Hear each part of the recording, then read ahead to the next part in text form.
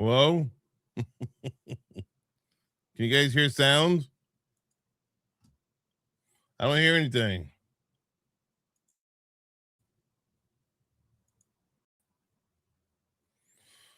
Oh, well, what are you gonna do?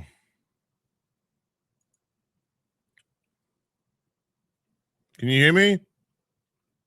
Hello?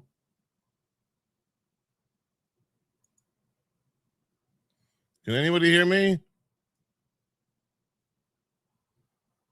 Can you hear me? Really? Oh, I didn't hear. I wasn't hearing any music before. I don't hear anything.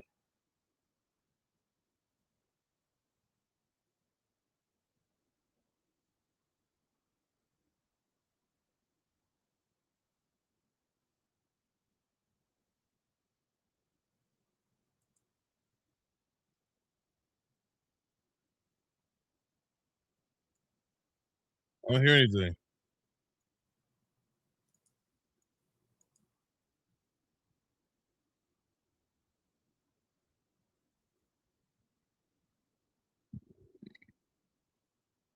Oh my god! I don't know what's happening. Let me see something. I just don't hear certain things.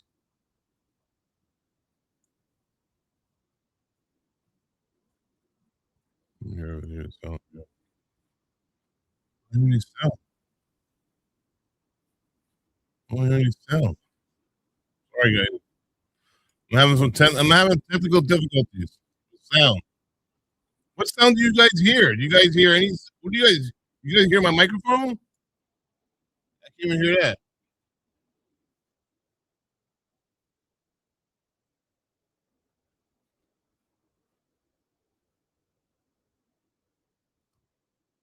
I can't even hear that.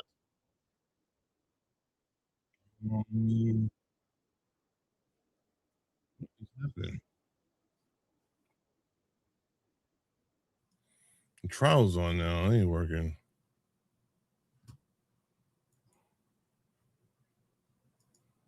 Um,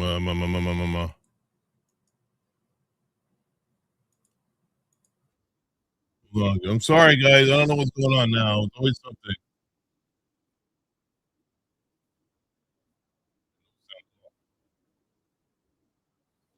No sound at all.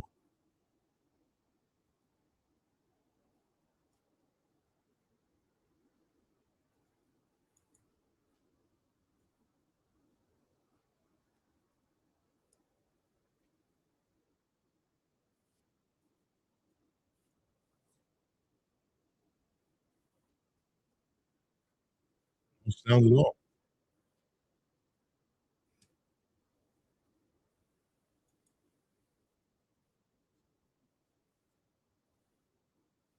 Why am I not hearing anything? Something I did. I must have done something.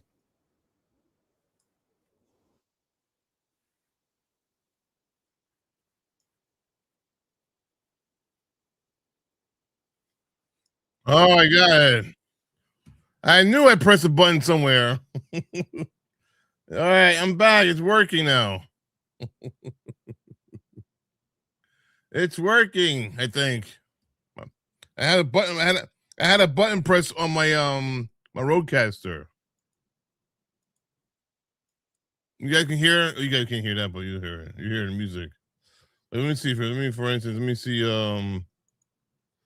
It's working, guys. It's working. Let me see. Let me test something quick.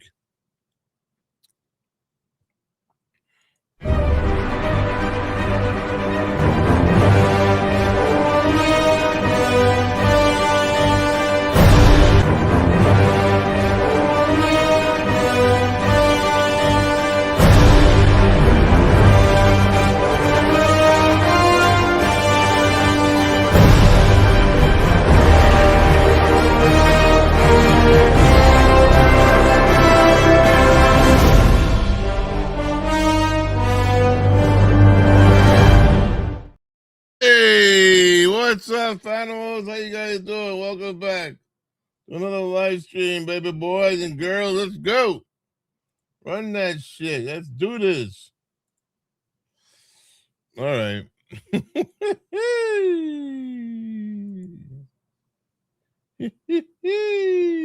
It's working.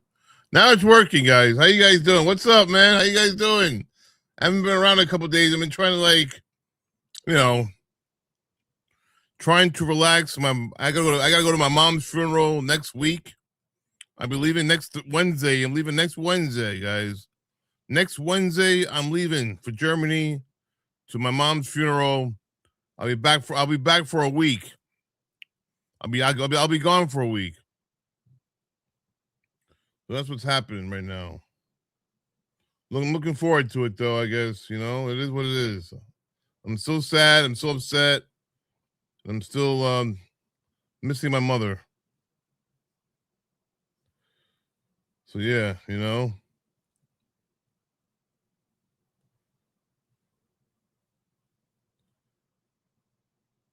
Cat Randall, I'm talking about the death of my mom. Shut the fuck up.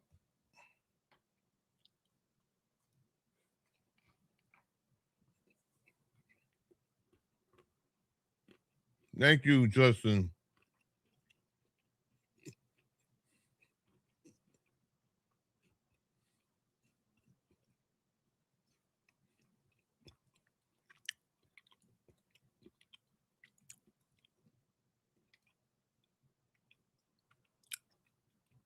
Thank you, Doc Bones.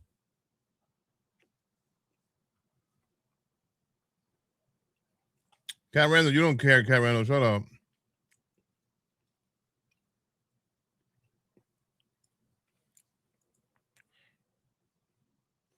All right, guys, I want to get into this trial. Let's go. I want to hear what the husband murderer has to say in this case.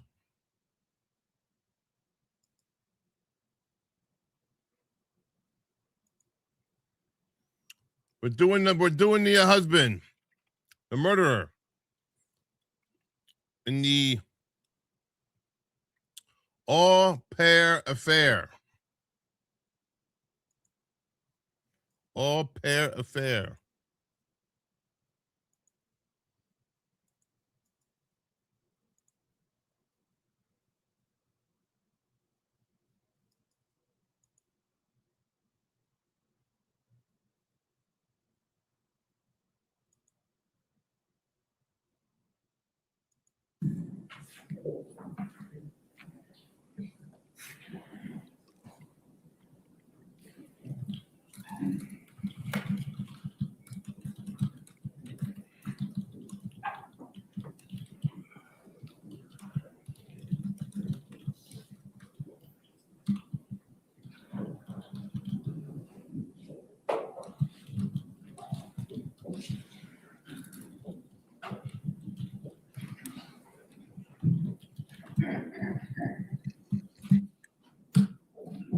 Thank you, ladies and gentlemen. Your next witness. Thank you very much, Ray True Crime, for my loss. Thank you, Mystic Firefly, saying about my loss. Thank you very much. It's my mother. It's a big loss. When your mother dies, it's over. That's it. When your mother dies, it's fucking over. My mother died. It's over.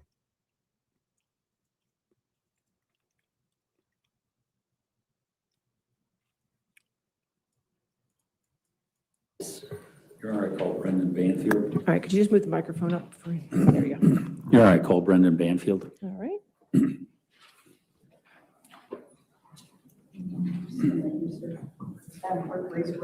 Do you swear or affirm to testify truthfully in this case under penalty of law? Thank you.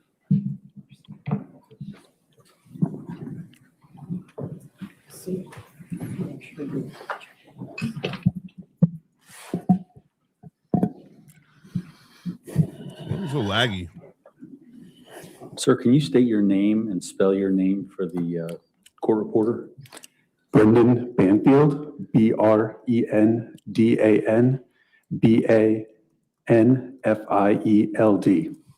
And Brendan, how old are you? 40.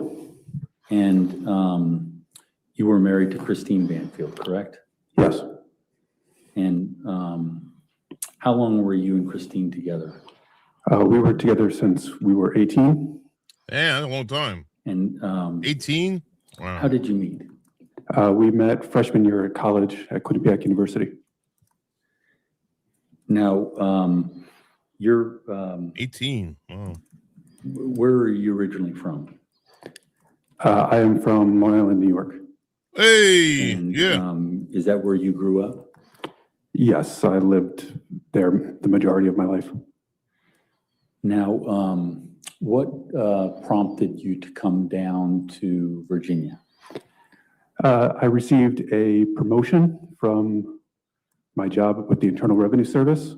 I previously was a tax compliance officer, and I received a promotion to special agent with IRS criminal investigation.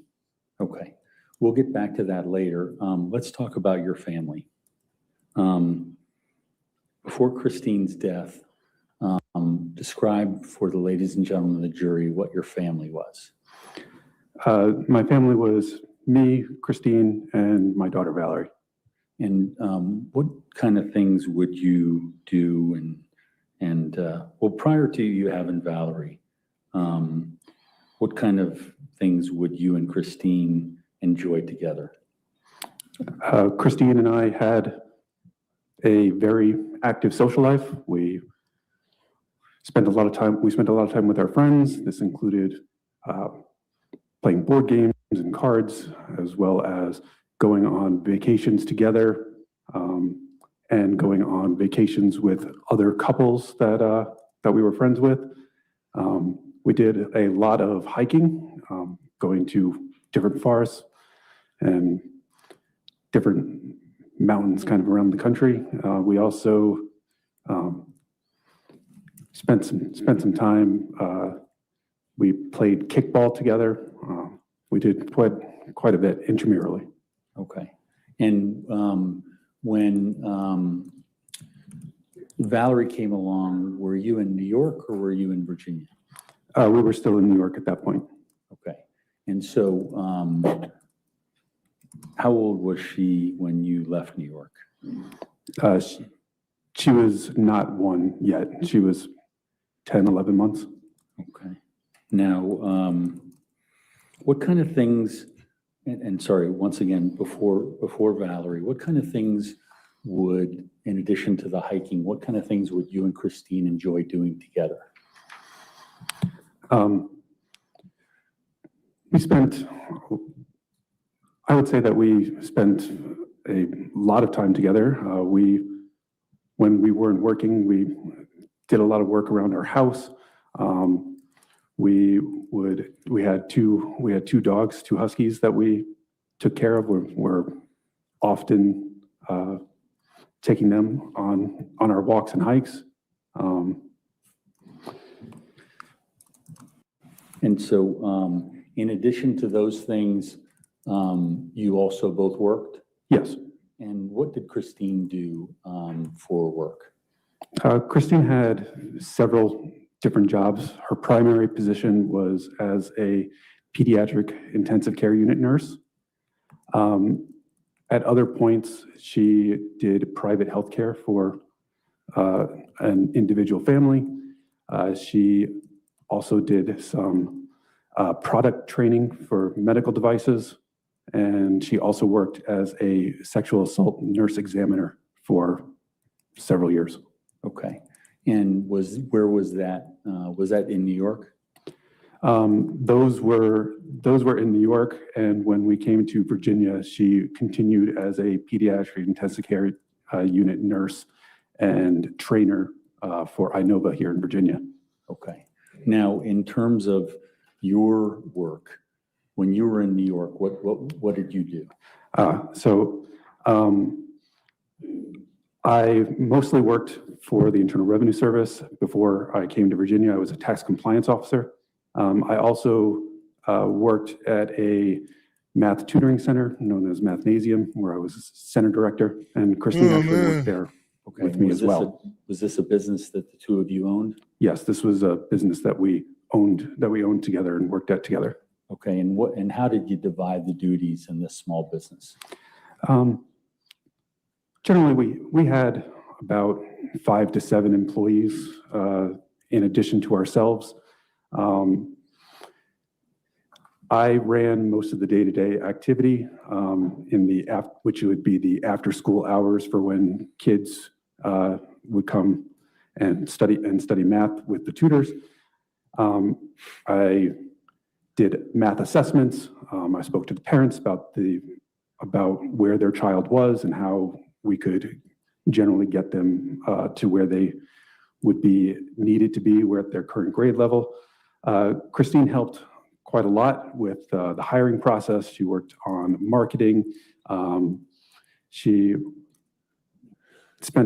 also spent a lot of time tutoring some of the younger students. And how long did the two of you run that business together? About 3 years. Okay. And when you moved from New York to Virginia, what, if anything, did you do with the business? Prior to moving to Virginia, we sold the business because we weren't going to be able to operate it from Virginia. Now, you indicated previously that Valerie was born up in New York. How old was she when she came down to Virginia with you? I believe about 11 months. I don't know the exact date that we moved here, but yes. Now, in terms of Christine's career and your career moving from New York to Virginia, were you both in line with coming down here for your job? It was a promotion for myself, but it was also ended up being a promotion for Christine when she applied to Inova, because she was going to be training the newer hires as well after she finished her own orientation period. And so this was going to be a pay raise, and she always liked mentoring new nurses when she was at Stony Brook Hospital. So this allowed her to more formally control some of the training process of the nurses in the pediatric ICU. And so did she look at this move, even though it was for your job and your training, did she look at this as something that was a positive, or? I would say that once she started applying to positions here, because she applied to like Children's National Hospital and a few others, and she realized some of the opportunities with her background, that this was going to be positive for her career as well. But I mean, she was also concerned because we weren't going to be next to our family, which was mainly in New York at that point. Okay. But there was a lot of benefit, and we viewed that it was beneficial to us and our family and Valerie. Now, you met when you were 18, so how long were you together, including your non-married life and married life? About 19 and a half years. And how would you characterize your relationship with Christine? For the most part, we were pretty inseparable. We were together the entire time. We didn't break up at any point. We were from college to our first jobs after college, to buying our first house together, to marriage, to getting a dog and a second dog, and then moving down here. We were always together, always planning for the future. This was part of our life. Okay. Now, let's talk a little bit about Valerie. Were you and Christine actively involved in Valerie's life? Yes, I would say that we were very active in Valerie's life. Okay, when you invited Valerie into the family, when she came into the family, how did that work within regard to your family dynamic? Mr. Carroll, I think you had the wrong name. When you invited Valerie into the family? Their daughter. The daughter? Okay. Yeah. Okay.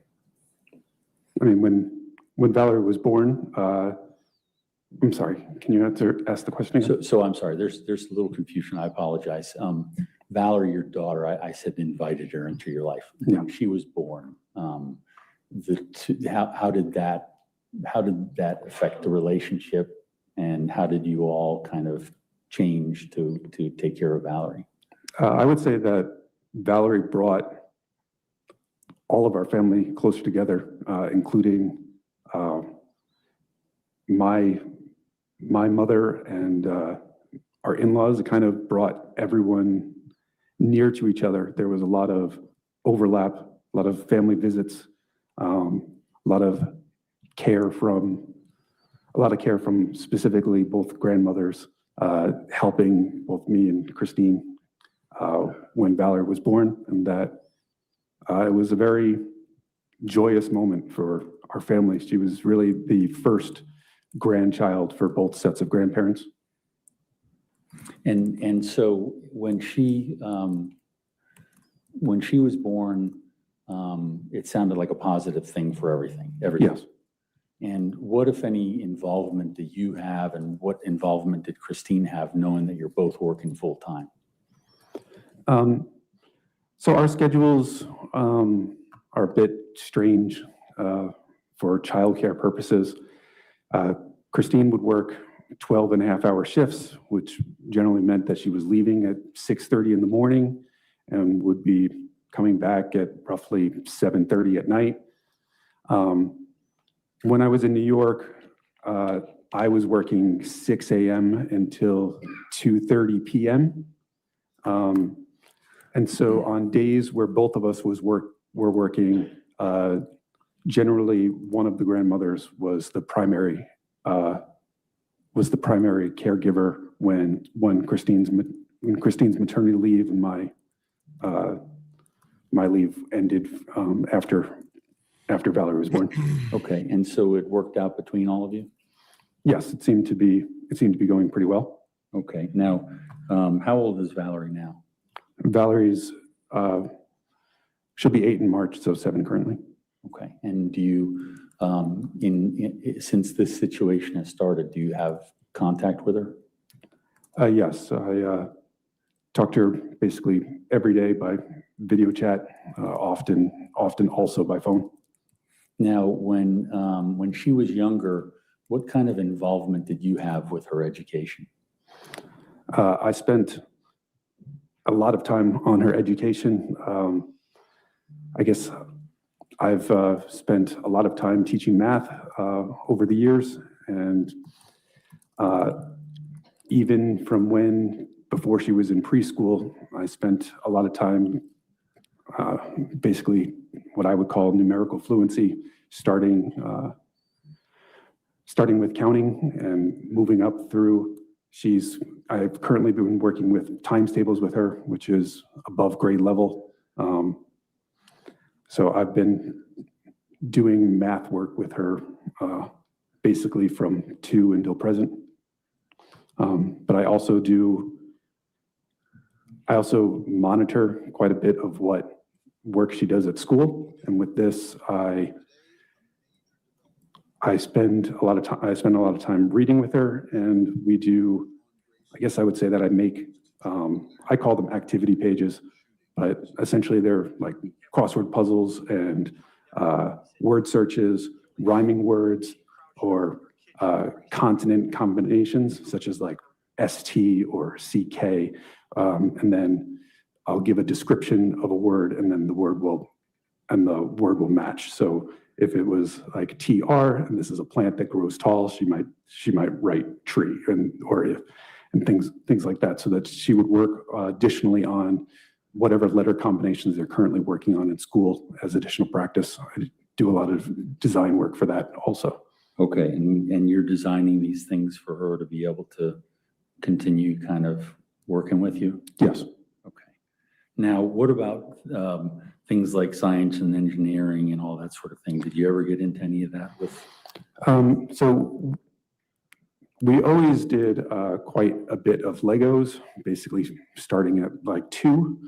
But after that, we started doing these projects from Kiwi Company, where you would do things like make a little device that would spin a coin for you, or that would launch a disc and you could aim it at a target.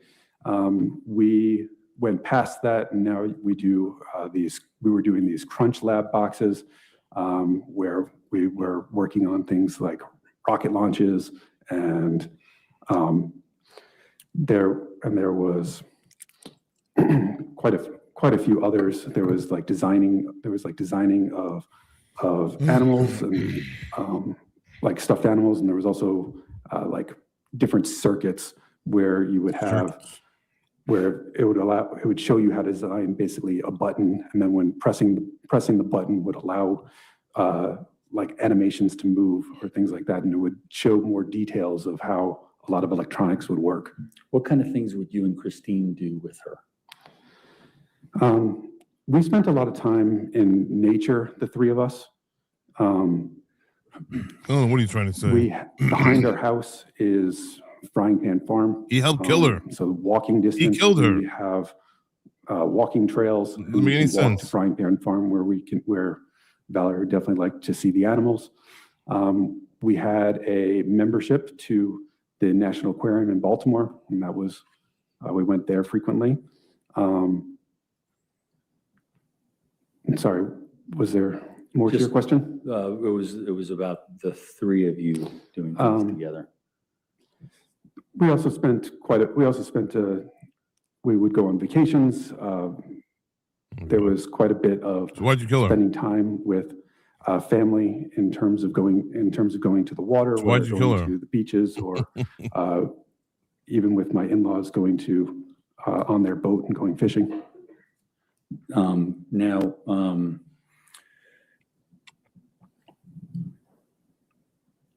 He's a rambler. how did you observe the relationship between Christine and Valerie? Christine loved Valerie very dearly, and Valerie was very attached to her mother. This is,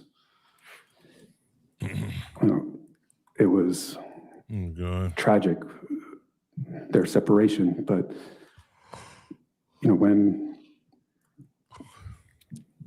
Valerie was always very excited as soon as Christine would get home from work, she would run up to her mother and say, be happy, and call her mama. And, Mommy.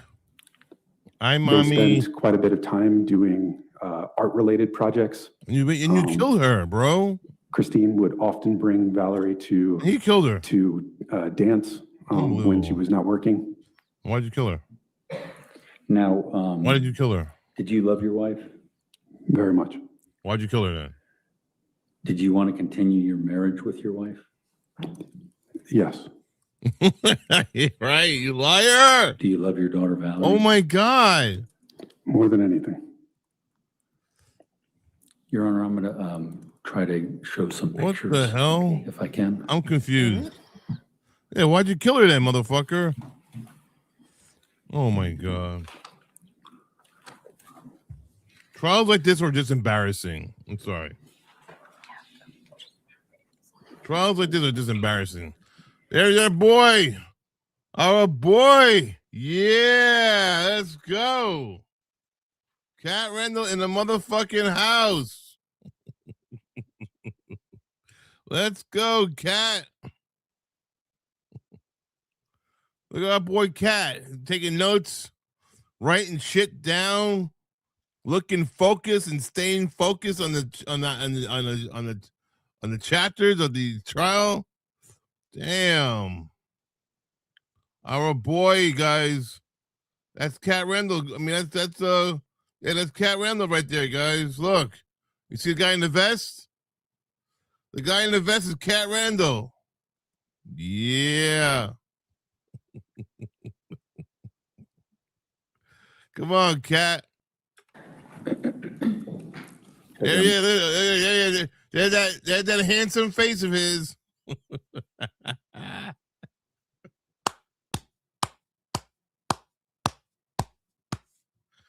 Oh Oh, Cat Randall, man. You're looking good, Cat. Don't be shy.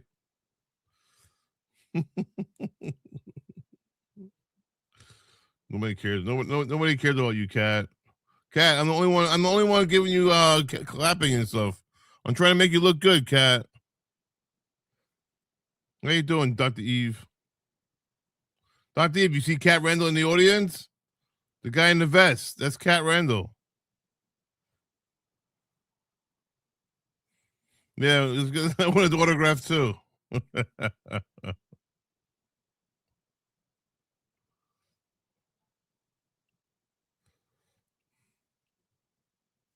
Anyway, Cat, thank you, bro. Good to see you there. Look at that. I might need some assistance from All right, sir, Mr. can you help Litsky. him? I can't see. I can't go through that angle.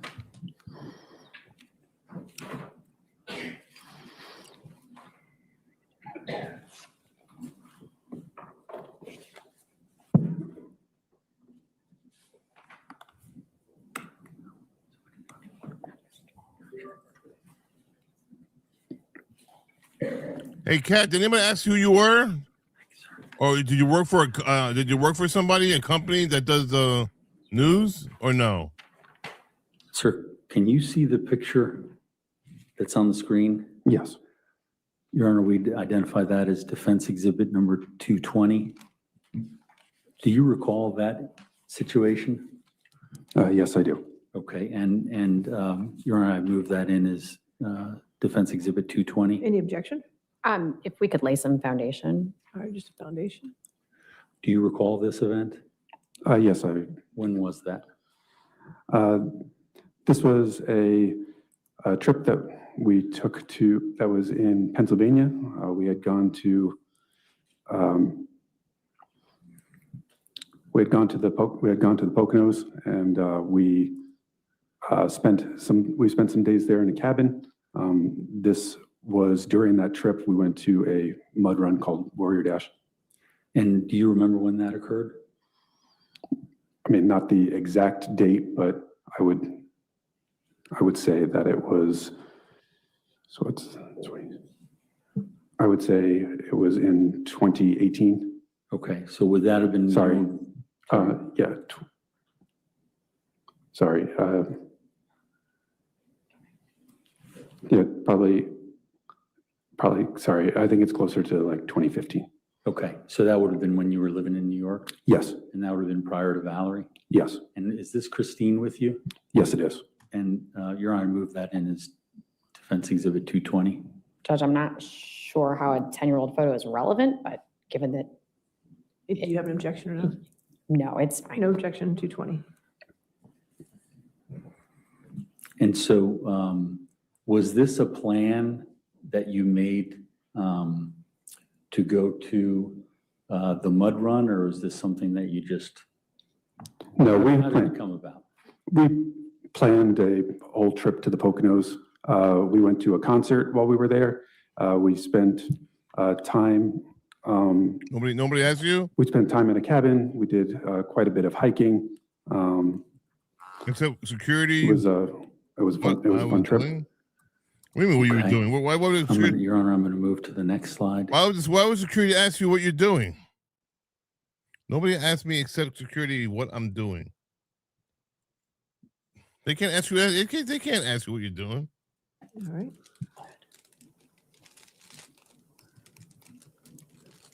That would be identified as exhibit 221.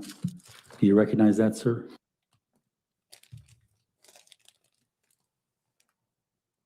I do. Was this the same race? It is not.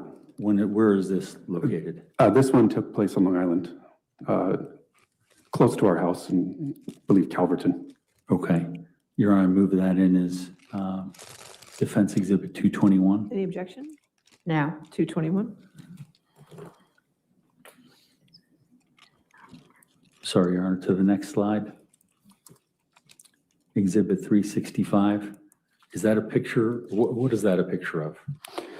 This is a picture of me and Christine on a fishing boat that leaves out of Port Jefferson.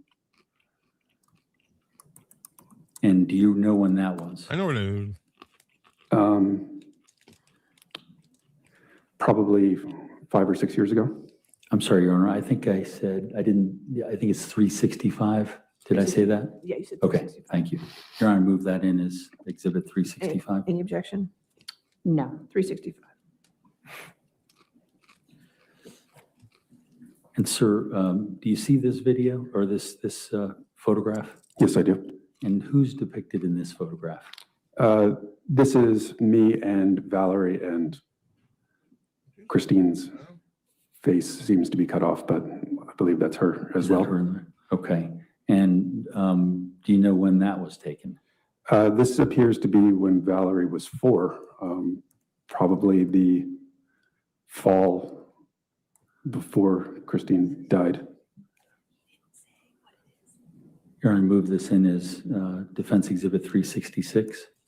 Any objection? No, Your Honor. 366.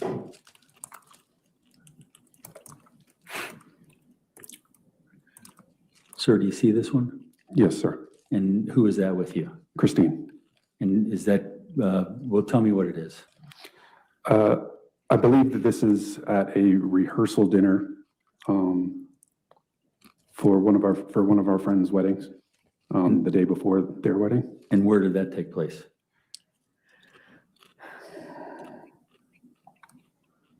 New York or Virginia? New York. Your Honor, I move that in as Defense Exhibit 367. Any objection? No, Judge. 367.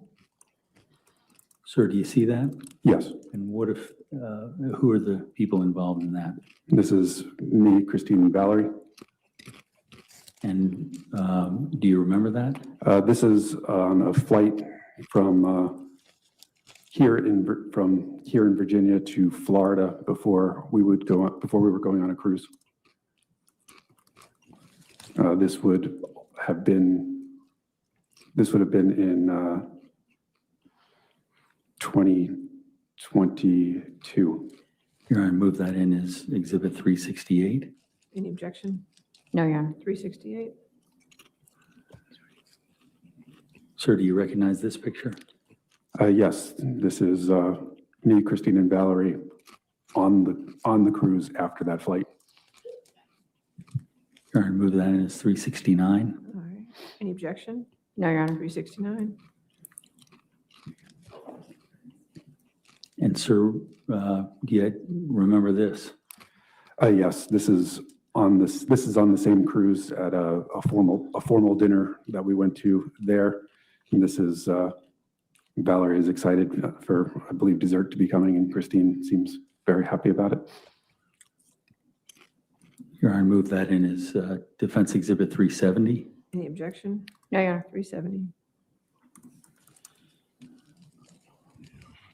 Sir, do you see the exhibit on the screen? Yes, I do. And what is that? We took 2 cruises in 2022. This would be the one that's in November. This was the first time Valerie went ice skating. I took her ice skating on the cruise ship. And was that Christine taking the picture, do you know? I think I took the picture myself. Okay, was Christine on that cruise? Christine was on that cruise, but she did not go ice skating. Okay. Your Honor, I move that in as Defense Exhibit 371. Any objection? No. Thank you. 371. Smash the like button, guys. Sir, Smash do that you like see button. Yes. Everybody smash the What like is button, this please. A picture of. This is on that same cruise. We were with our friends. Another couple. They have a son that's the same age as Valerie. They would be the ones that took this photo. Your Honor, I move that in as Exhibit 372. Any objection? No, Your Honor. 372. Do you remember this picture, sir? Yes. Sure. Where was that? This is in New York, when Valerie was still less than 1. And did Christine take this picture? Yes. Your Honor, I move that in as Exhibit 373. Any objection? No objection. 373. Dinner. I think you skipped like 20. Yeah, I must have.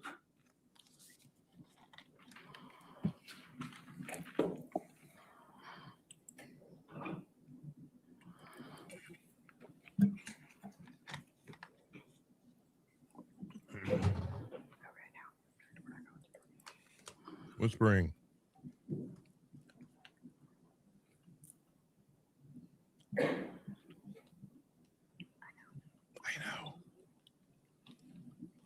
I know.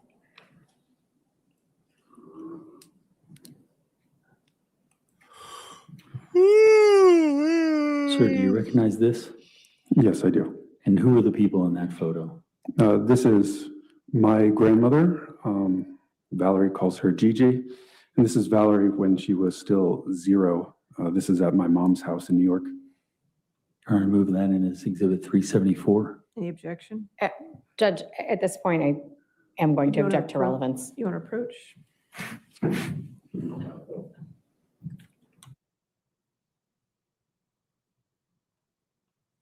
You want to approach? Would you like to approach? What? Like to fast forward?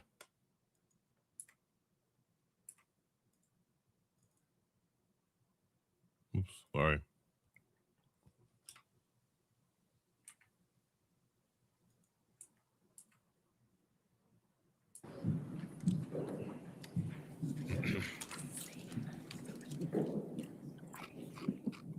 Yo, Kat Rendell, thank you very much for your membership gift. 18 months.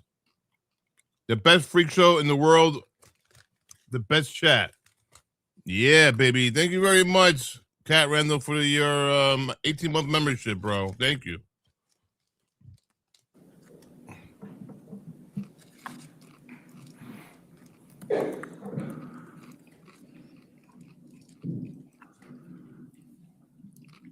Sir, can you see the photo on the screen, Exhibit 375? Yes, I can. And what is that? Christine took a picture of me when Valerie was only a couple months old. Valerie snuggled up with me in bed. You're going to move that in as Okay, Exhibit and what's the point? 375? What's the point of that picture? Judge, objection, relevance, and Yeah, cumulative. there's no relevance. That's what I'm saying. There's Objection. no relevance. Ridiculous. Calling up a baby. Yeah, here. You're a murderer, bro. You killed your wife. Sir, can you see this? Fucking murderer. Yes. Okay, what's the significance of this photo in terms of your family? This is taken in Georgia, in Brunswick, Georgia. This is the day of my graduation from the Federal Law Enforcement Training Center Academy. And Christine and Valerie had visited me for the graduation ceremony.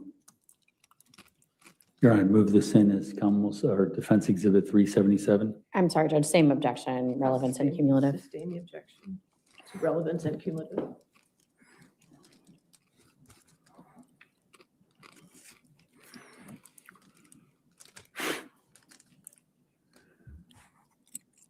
Bree Hubs, what's up?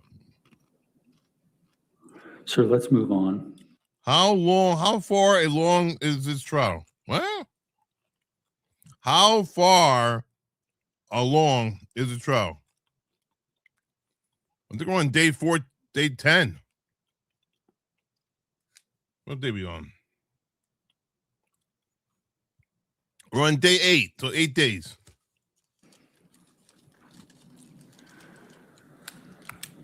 Did you have a relationship with Juliana Perez Magahais? Yes.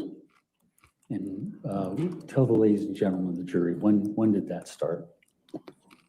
I guess the relationship started as professional in Wow. October of. What up, Bree? But to be honest with you, it's longer than 8. I think I'm on 8. I mean, I think there's an actual day 12. What day are we on? Let's see. Mm. Mm. What day we on, guys? We're on day 8, but how many days are there already? Where are we on?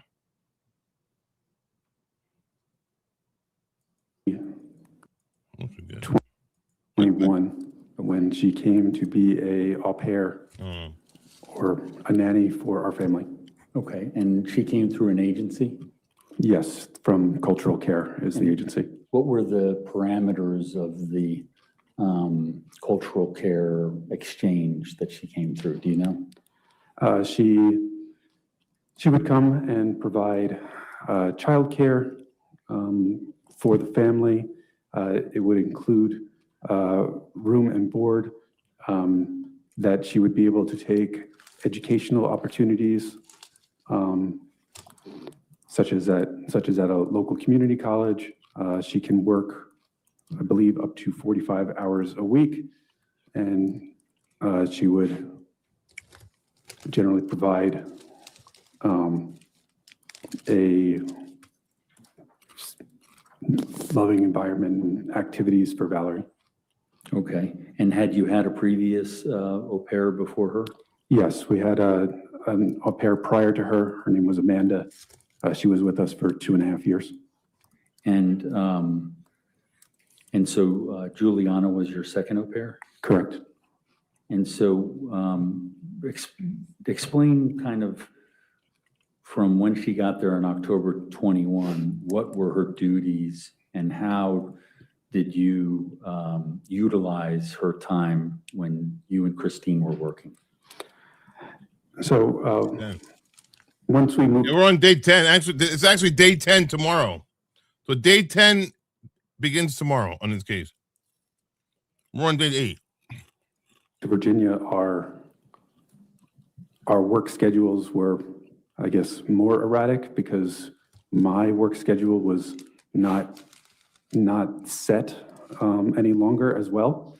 So Christine would still be working generally the 12.5-hour days, but I may have to work at hours that could start at 5 in the morning and sometimes could be going late into the evening. So while generally I would know what I had to do for the day and maybe how long it would take, it wasn't convenient for conventional childcare in terms of having Valerie go to, say, a daycare, because generally they're not open at 6:30 in the morning until nighttime. So generally, the au pair that we had would work similar hours to that Christine had.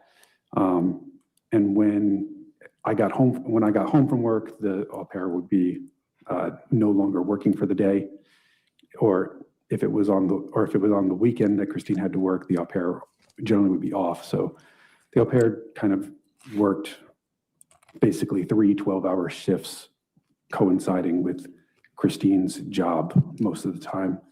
But sometimes if Christine didn't have that many hours during the regular work week, Christine may choose to have the au pair work other hours so that Christine could get things done.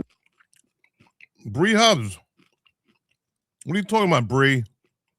You're saying that this is an older case, isn't it? What do you mean an older case? It's not that old. It's not that old. It's a live case. Around the house or other activities that she had to do. So in terms of your contact with Juliana, describe for the ladies and gentlemen of the jury, what kind of contact would you have on a daily basis prior to having a relationship? Prior to having a relationship, it was mostly logistical. I may inform her when I was going to get home from work, if I had any delays, making sure that Valerie was getting to, say, dance lessons if Christine and I were not available then. Juliana would generally bring Valerie to preschool on the days that she was working. And we might just talk about activities for her to do with Valerie on days that they were working. Who killed her then? Okay. And when was it that this turned from a working relationship to something else? In August of 2022. Okay. Describe for the ladies and gentlemen of the jury how that happened. So in August, Juliana and I were home alone. I had to work on both Saturday and Sunday. So I believe the original day was a Friday. Christine and Valerie were in New York, and Juliana started texting me while I was preparing food in the kitchen. It was an unusual line of text as she was complaining about. Let me, if I may just Sure. interrupt, where was she and where were you in the house? I was in the kitchen. I believe she was upstairs. Yeah. Cat Randall, you have to wave of it. You gotta wave to us next time, Cat Randall. We want to see you waving. In her room. Okay. Sorry. Please go.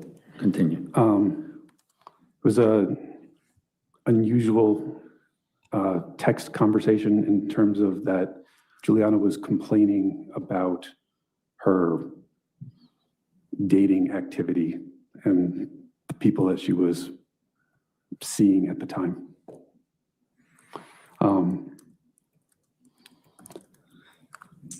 I don't particularly like texting, and I think I basically said that if she wanted to talk, that she could come to the kitchen. Okay. And what, if anything, happened? At that point, Juliana showed me Here comes the lie. quite a few screenshots of her dating app. I believe it was Hinge, and the people that were in the Hinge app all had similar names to me. Their names were Brendan and Brandon and Brennan. And And they these were people set her that up. she had matched with. They probably set up that account. They were taking her phone and probably entered all those names and trying to hook up for her, acting like she was trying to hook up with some people. Oh, I guarantee that's what happened. On the app. So fake app they went in their phone. And so, and how did it progress from there? She was making quite a few jokes about it. At some point, I finished cooking and was eating. I don't believe that Juliana actually ate dinner at the same time. We talked about other unrelated things. Talked about there was some family history of alcoholism and how her family in Brazil was dealing with that. And we'd spent maybe an hour and a half or 2 hours talking about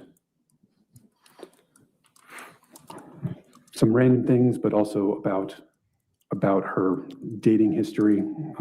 During this time, when she was talking about different people, she was described people that she was interested in, people that were taller, people that were older, and it appeared to me that she was, along with the photos, the screenshots that she had shown me of people that she had matched with, that she was basically describing me. Also, I guess when we were having this conversation, we were sitting at the island in the kitchen, and she scooted her seat closer to mine a couple times. And so what did you do at that point? I did not stop her advances.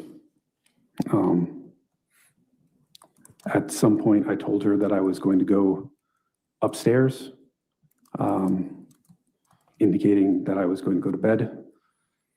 And she said that she was tired and that she was going to do the same. A little bit of information about the upstairs of my house. Once you go upstairs, the master bedroom is to the left and all the other bedrooms are to the right. So her bedroom, a guest bedroom, and Valerie's bedroom are to the right. When I went upstairs, I went to the left, and she also took a step towards the left with me. And we had a brief conversation there. And then she came with me into my bedroom. Did you ever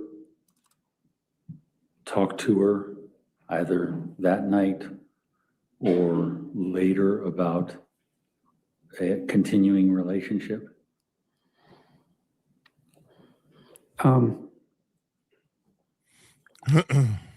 We did not talk that night about continuing a relationship. We did talk about, I would say, in the next few days, I guess we spoke a little bit about the relationship. She had indicated that she was concerned that I was going to tell Christine and that she was going to be essentially fired and sent back and lose her job, which I indicated that I wasn't going to tell her. Okay. Did you tell her anything about what had just happened and what that was? Yes, I mean, that would be that we were having an affair. I had also indicated to her that I had previous affairs. And that really this was just an affair, and not that there would be no other relationship, that there's, and that basically that this is something that I have had affairs previously, and that there's nothing that changes in mine and Christine's relationship. Now, was Christine aware of your affair? I don't believe she was aware of the affair between me and Juliana. Was she aware of your previous affairs? She was aware of at least 2 previous affairs. Okay. And likewise, were you aware of her affairs? Yes, I was also aware that she had affairs. Okay. And how did the two of you manage in your relationship moving forward with those facts? So I guess in about 2013, it was found that we had quite a few discussions. At that point, Christine was working at the private healthcare, and she would travel for work for an entire week at a time, basically. And during this time, she would not be available to come home. Her shift was literally the entire week. So we were separated a lot. My job, I wasn't in my previous position, but my job also required some travel. I spent about 6 months in Jacksonville. I spent another month in Kansas City, and I was living in New York, but I also spent some time here in the DC area. So we were both traveling quite a lot for work. And I guess that was poor for our relationship at that point. We had gone to therapy. We went to couples therapy for several months. And we had decided that we were going to continue our marriage. So now back to 2022.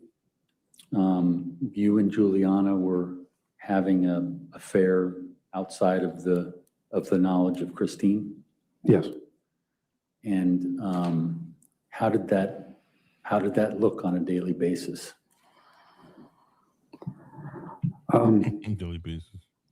I mean, it's not the same. It's not the same all the time, but I guess it depended, I guess, a lot on Christine's work schedule. But so Juliana may spend time with me and Valerie during the day instead of when I would get home from work. Juliana used to just kind of leave. She might go to her room or she might go out prior to our relationship. And afterwards, it was more like she chose to do whatever I was going to do with Valerie, whether it was going to be stay home or, like I was Valerie's soccer coach. So when I would go to soccer practice, sometimes Juliana would go, even though I wasn't interacting with her at all. Basically, she was choosing to be with me whenever she could choose to be with me. So let's move toward the October timeframe of 2022. Did you ever create any sort of a plan with Juliana? No, there was no plan. At this point, our relationship is maybe 6 to 8 weeks old. I think that it's an absurd line of questioning for something that is not serious, that a plan was made to get rid of my wife. That is absolutely crazy. So with no plan, let's talk about Silver Eagle Armory. Sure. Okay. So how did that happen where Juliana went to you or went with you to the Silver Eagle Armory? So it was basically one of those things where it was something that I was going to be doing outside the house. Generally, I would go to a shooting range every month, every other month, to practice before my qualifications for my job. And how many times did you have to qualify for your job? You have to qualify twice a year, but there's practice there's practice on the opposite quarters. So there would be, I guess, 2 trainings and 2 qualifications. And generally I would go practice prior to having one of those training sessions or qualifications at my job. And how is it that Juliana ended up coming? I was going to be going there anyways. She thought it would be fun to attend as well, as it was going to be out of the house. It was something that there wasn't going to be risk of being found out by Christine. Okay, so the relationship continued into that October, December timeframe? Yes. Okay, so when you're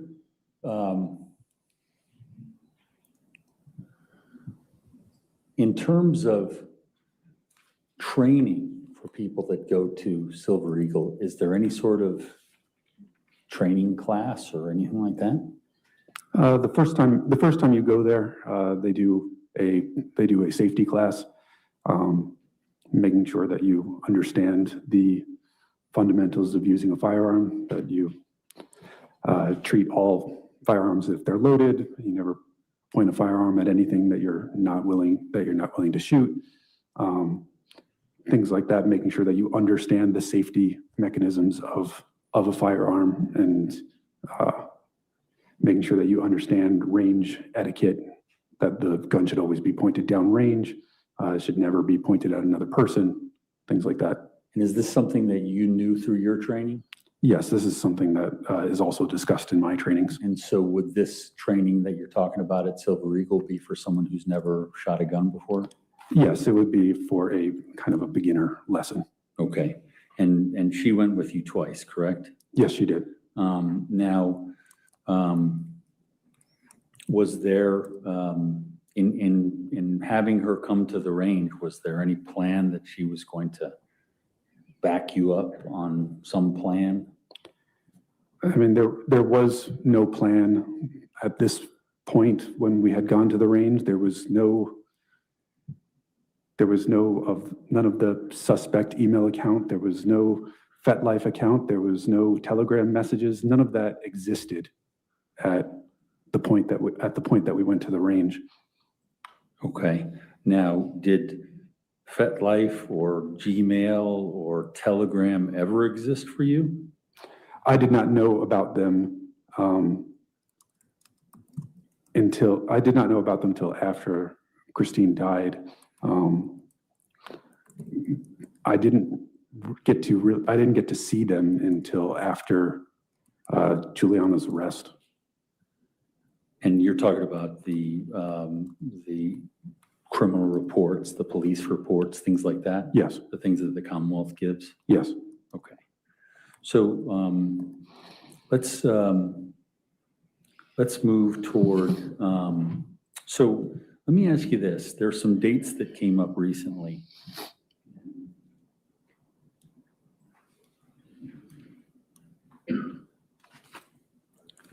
Some dates that came up recently relating to the FetLife account and lack of activity.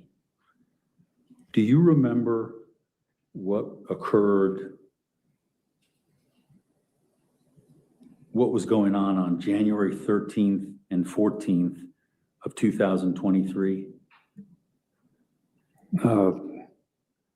Not specifically, I don't. Okay. Do you remember a weekend in Winchester? Yes, I do remember a weekend in Who was Winchester. with you in Winchester? I went to Winchester for work. I was going to be there for 2 days. I was going to be there for 2 days. So I had a hotel, and Juliana drove there herself, not with me, later the evening of the first day, if I remember correctly. I fell asleep. And she stayed there with you? Yes. Okay. Now, do you remember what was going on at home? Who with Christine and Valerie? I believe my mother-in-law, Linda, was with Christine and Valerie. Okay. That was on the 31st of January and February 1st? I don't remember the exact date of Winchester, but Okay. Would that be common for your mother-in-law or even your mother to come down to help out with the kids? well, there's only Valerie, but yes, it is extremely common that the grandmothers came to visit us. Oftentimes, each of them may come almost as every 4 to 6 weeks, and they may spend between 5 and 10 days. As I had said before, Valerie was the only grandchild of both sides of the grandparents, and so there was quite a lot of support from the grandparents with Valerie. Okay. Now, January 13th and January 14th, was that one of those days when someone was visiting, or that weekend? I mean, they visited frequently, but I don't remember specifically that they visited that weekend. Okay. Now, let's talk about Yes, let's talk about it. February 24th. Can you describe for the ladies and gentlemen of the jury, what were you doing that morning? What was your plan for the day with work or with? And that's a close up of you. Look at that. Yo, cat. Yo, cat. That's a close up, bro. Look at you. Damn, that's Cat Randall. Yeah, you got that full. We got that full picture of Cat Randall, guys. Ladies, if you're interested in Cat Randall, he's a handsome man over here. Look at him. Go get his number. Maybe he'll take you on a date. The family or? Sure.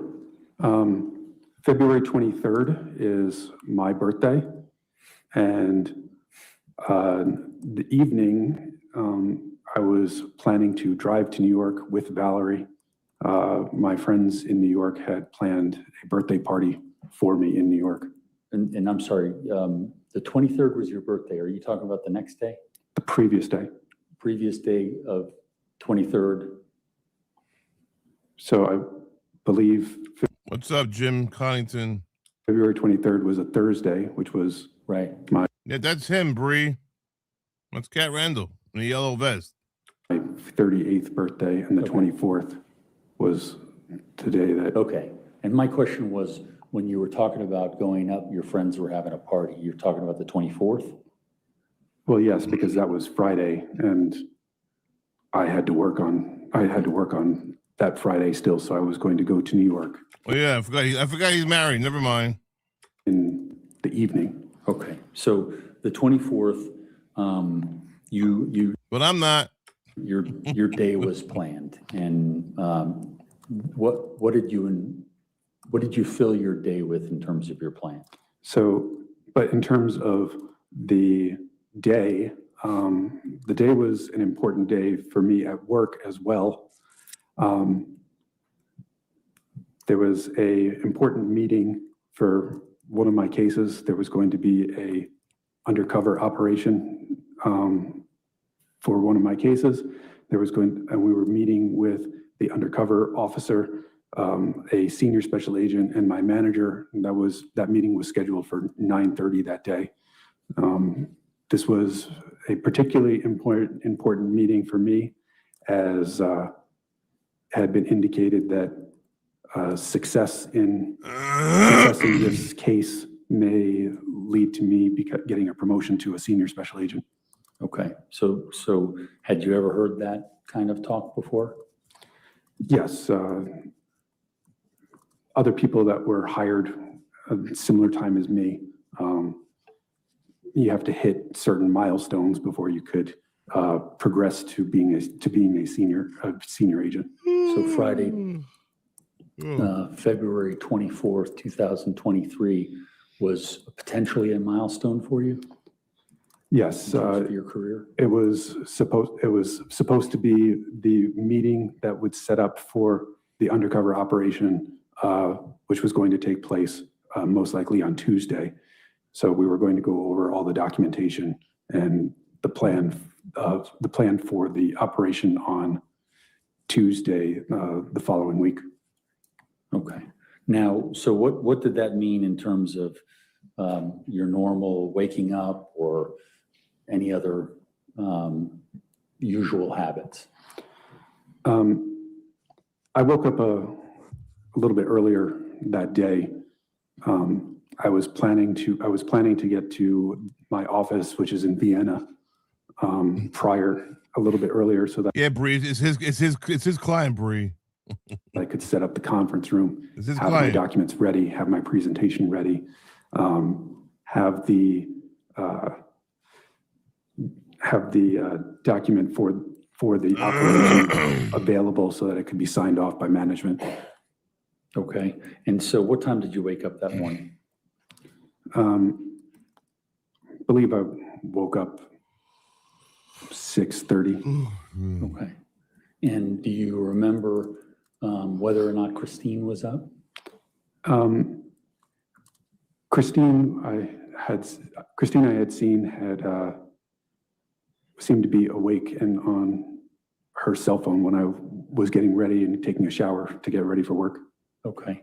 Now, did you have any sort of interaction with her at that time? Yes, she was aware that I had this meeting that day. She wished me luck. She said that she would talk to me before I headed to New York with Valerie. Told me she loved me and have a good day. Okay, so you carried on with your morning. What did that entail? I went downstairs and got my work laptop out of the basement. My work from home space at that time was in the basement. I have a desk down there. It's because it's quiet. So I got my work stuff ready. I made sure that I had all of my equipment. Getting ready on a typical day would mean that I need to have my credentials, which includes my badge, my firearm, my holster, my handcuffs, two magazines, a belt clip badge, my work cell phone, and then generally I would also have my personal cell phone, my wallet, and my keys, which includes to my government vehicle. And so you had a holster that would hold the gun? Yes, And to what side was that holster? it's on the right because I'm right-handed. Okay, and so presumably you're putting it in the right and the gun comes out of it on the right side? Correct. Okay. Now, who else was up and what else was going on in the house that you were involved with? I know Juliana was downstairs when I came upstairs from getting my work stuff out, my work laptop out of the basement. I don't remember exactly what she was doing. I think she might have been getting stuff ready in the kitchen. Let me just stop you right there. All right, stop me. Prior to that time, which would be February 24th, had you ever taken Christine's laptop or taken her phone out of a bag near the door? No, I don't take her laptop. I have no reason to use her laptop. I don't have access to her laptop. It's not a password that I know. I have my own work laptop. I have my own home desktop. I have my own, actually I have two cell phones. I have a personal cell phone and a work cell phone. Our devices were completely separate. And so in terms of, so that's fine. In terms of the idea of the laptop, where it would be on a regular basis, do you have a recollection of where she would put her laptop? Christine kept her laptop actually in several places. Sometimes it is by the front door when she gets home. She would have a backpack and she would bring the backpack and drop it off and generally go visit Valerie and our dog and me. But usually she would go upstairs and she would bring her backpack with her, and her desk is in the sitting area of our master bedroom. So if you were to go into the master bedroom, you can kind of either go left or right, and to the left is the sitting area, which is where Christine does her work and has her desk and her file and has her files for her job. And if you went to the right, it would be where the master bedroom is, and for a little bit further, the master bathroom. But she didn't also only keep her laptop at her desk. I would say the majority of her use would be sitting in bed with her back against the headboard while she had TV on or something like that. And when she would be done, she might put the laptop in between her nightstand and the bed, or on the nightstand itself, or back on her desk generally. Guys, is it true? Does anybody know if it's true that the wife was messing around with other men, or no? Is that bullshit? Is there proof of that or no? I'm curious. They're saying that she was messing around with other guys, threesomes and stuff like that, or whatever she was doing. I'm not sure if that's a true story or false. Does anybody know? Cat Randall, do you know?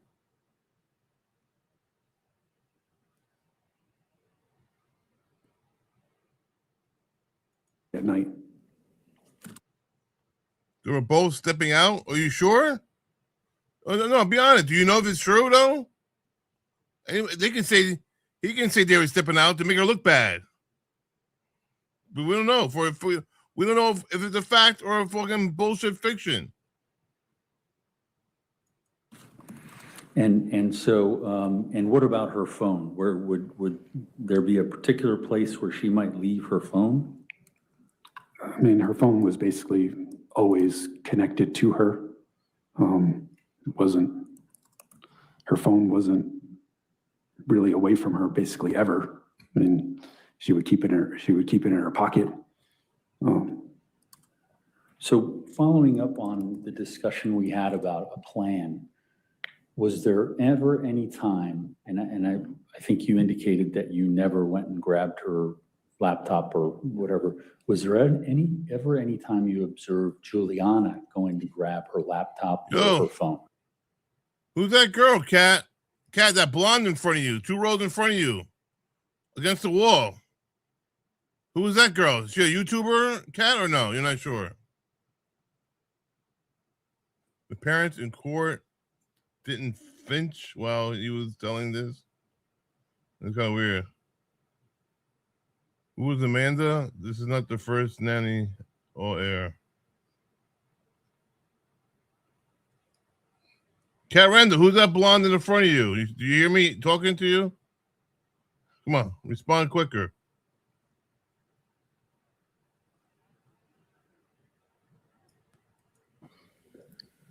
I never observed Juliana grab her laptop or her phone.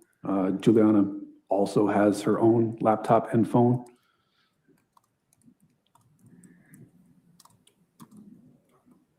Now, what, if anything, was Juliana and what were Juliana and Valerie supposed to be doing on February 24th?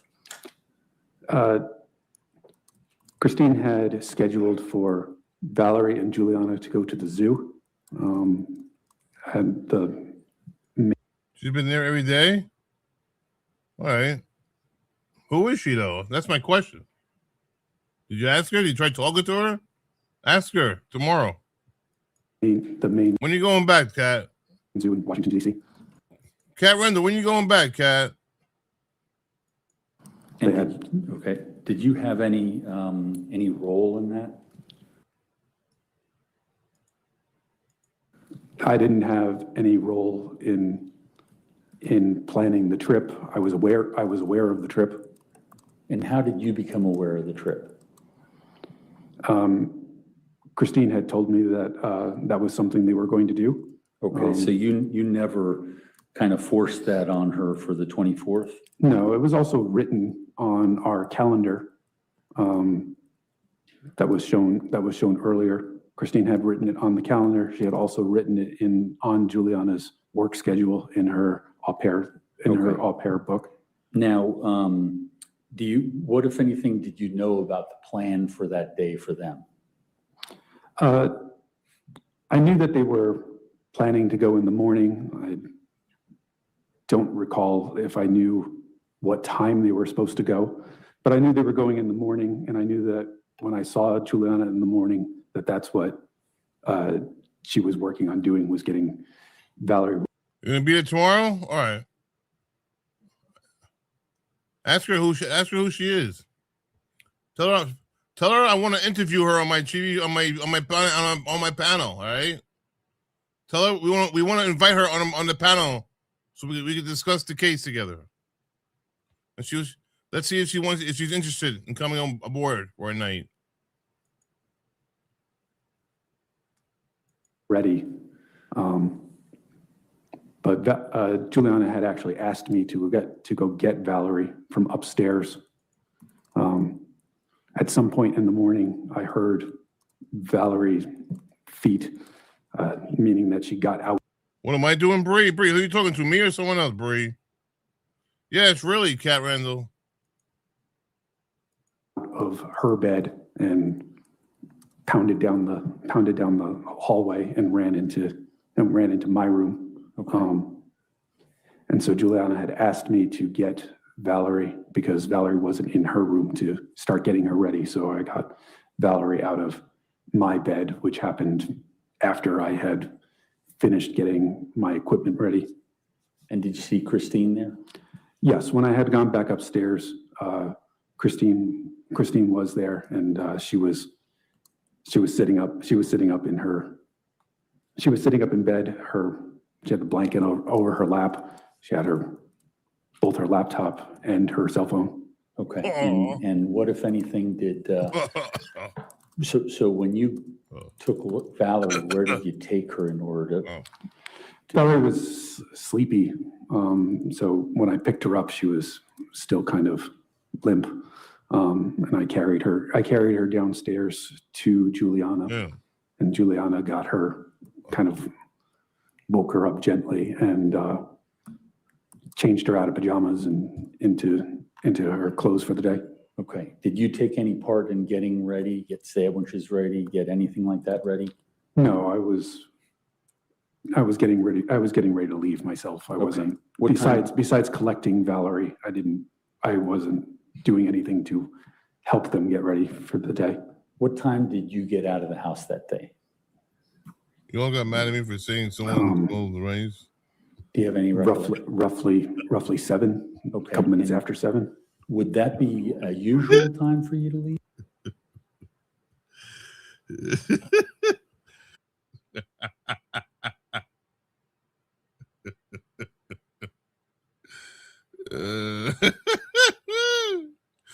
You all got mad at me for saying someone smells nice. Who smelled nice? Who are you talking about? Someone smelled nice. Who smelled nice? Why would you say someone smelled nice in the courtroom? Smelled nice. Oh my God. Oh, cat. I have no idea what you're talking about. I would say a more usual time for me to leave is roughly 7:30. Okay. And in this instance, you were going earlier for what reason? I was going earlier to just make sure that I had plenty of time in Vienna Now I have to invite some lady get to my your show. presentation ready and have. What's the difference? Now I have to invite some lady to your show. And what's the difference? What does that have to do with anything? I don't know who you said. I don't know, and I don't care for you saying that someone smelled nice. I don't give a fuck.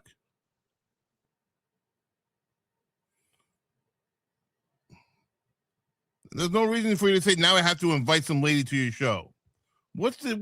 How are you like interfering all that together? I don't understand.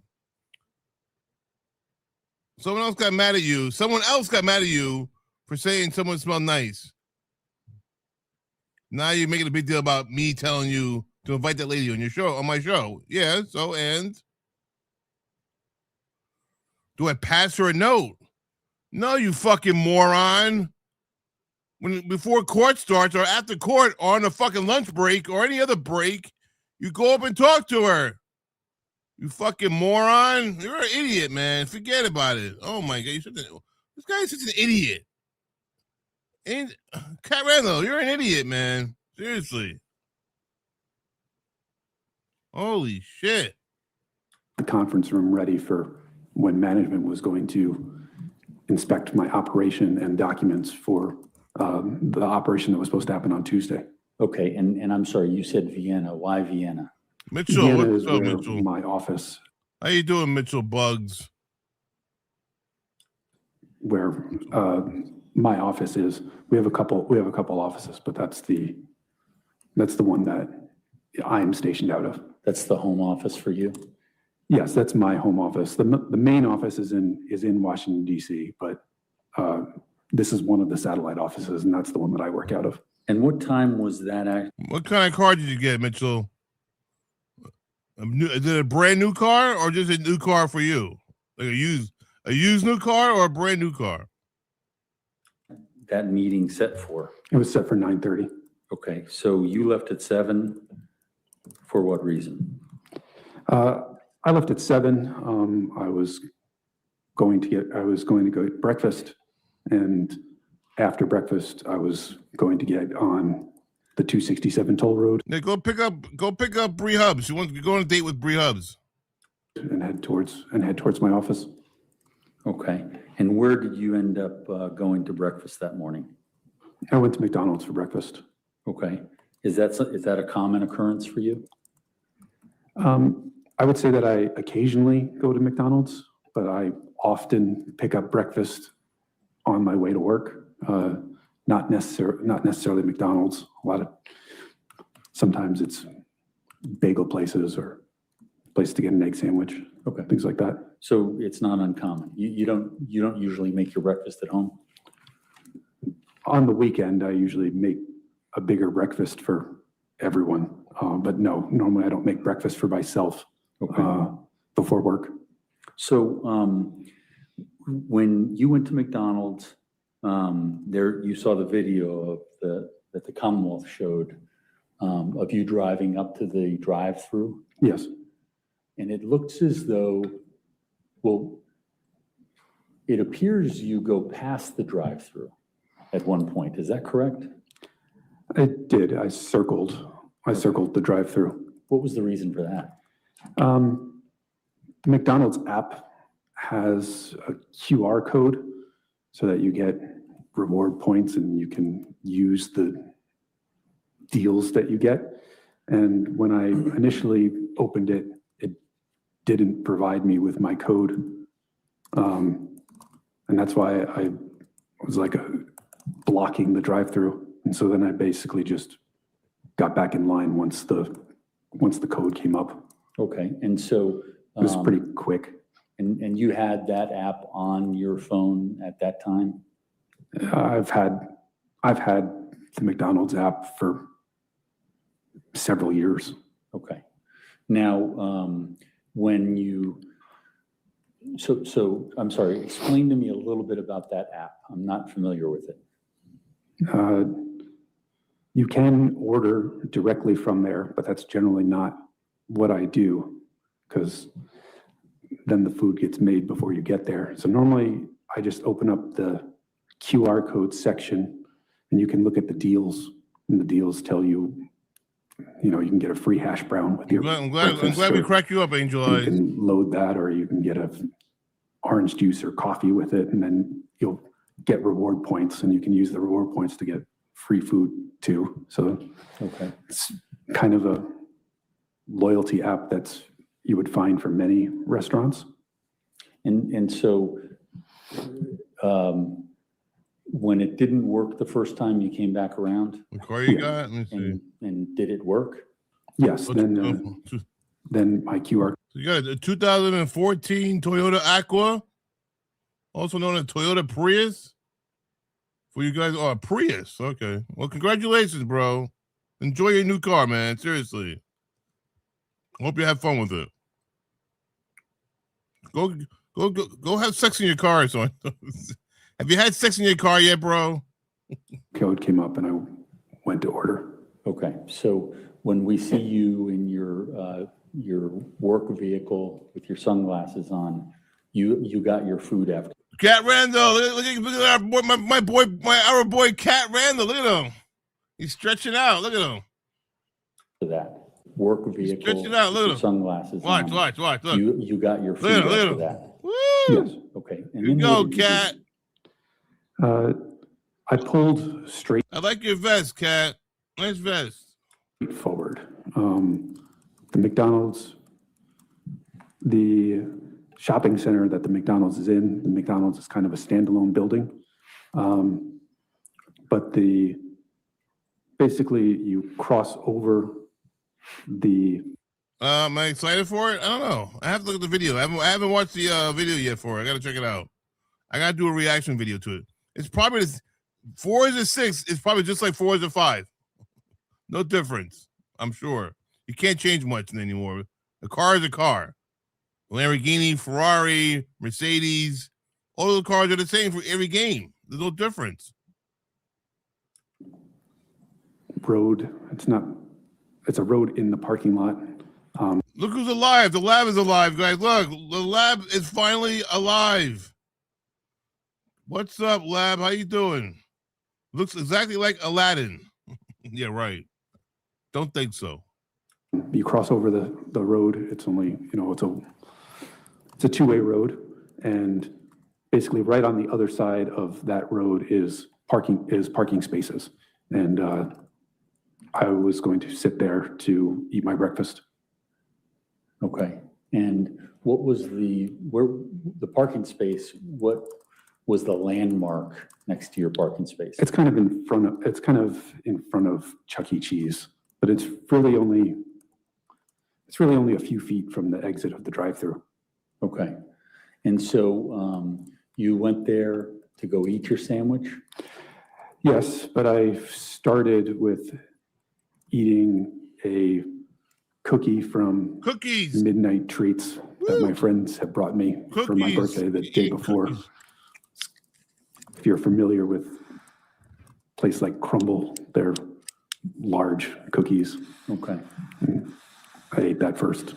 Okay, so you ate the cookie, and then what happened?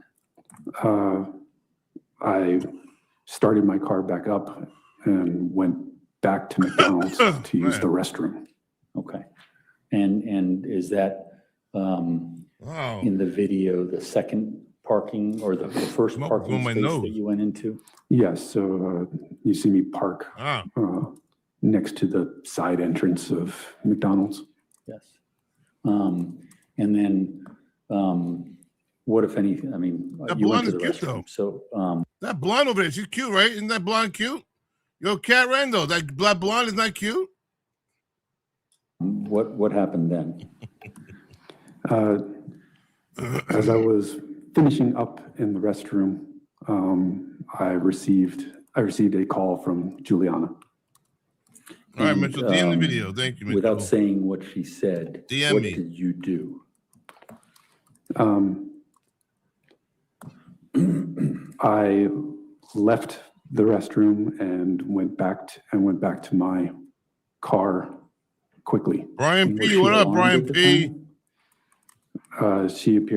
She sounded that she was very stressed. Okay, and did you tell her that you were coming back? I did not tell her that I was coming back on that original phone call. On the original phone call, I told her that I was going to call Christine. Okay. Cat thinks And everybody's did you do cute. that? I did try to call Christine, but I did not reach her. Okay. We're all guys. And He thinks all guys are cute. He likes men. He's gay. so in terms of your communications with Christine, was that unusual for Not that there's anything wrong with it. her to not pick up the phone? All right, Mitchell, thanks for sending it. I wouldn't say that it's unusual for Christine not to pick up the phone, but I would say it's unusual that her phone would go directly to voicemail. Many times if I would call her, she could be busy at work, but her phone would probably be on silent, and therefore it would ring and then go to voicemail. And then she might text me or call me back and let me know when she can call me back. So, but it was unusual that her phone went directly to voicemail. Okay. Now, and so what did that cause you to do? I believe I tried to call Christine again, of which it went to voicemail straight again. After that, I called Juliana back, and What? I told Juliana not to go in the house, and that I was going to return to the house. You're going to return to the house. Okay. What? This guy's hair reminds me a lot. This guy's hair reminds me of a low tide. How does his hair remind you of a low tide? What the hell? He sounds robotic. I'm trans, Randall, not gay. Oh. Cat Randall likes transsexuals, guys. He's not gay. And did you do that? I did. How long did it take you to think to get back to the house?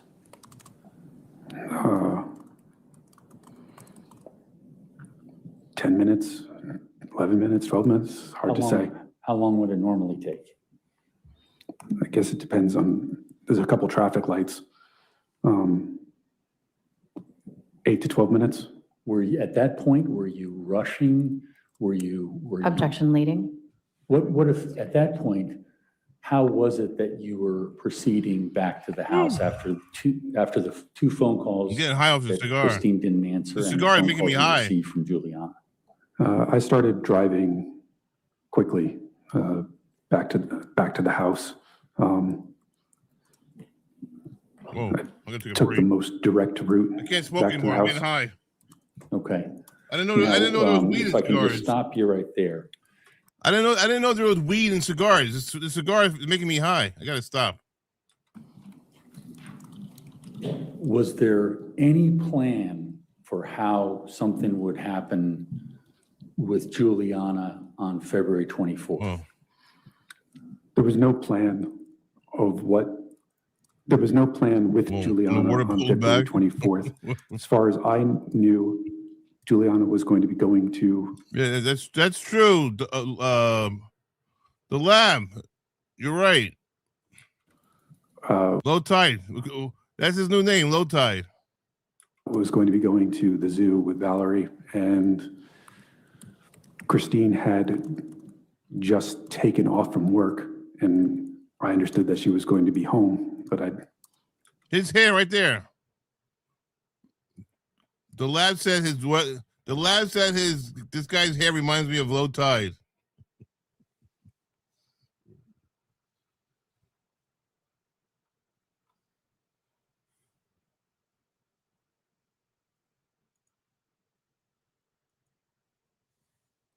There you go, Lab. You're up. I didn't know anything else. At that point, I was more concerned with my day of what I had to do at my job. Prior to leaving the house, did you do anything with anyone's devices other than your own? I didn't touch anyone else's devices that I remember. You went to see Ed Sheeran. Oh yeah, did you have a good time at the concert? He's a good singer, Ed. That morning, I was just getting ready. I was just getting ready for work. Okay. Specifically, did you touch Christine's devices, either of those? No, I did not touch her devices. Meaning the laptop and the phone? No, I did not touch her devices. Mr. Carroll, is this a good time, or do you have more questions? May I just look one Sure, second? sure. 5. Wow.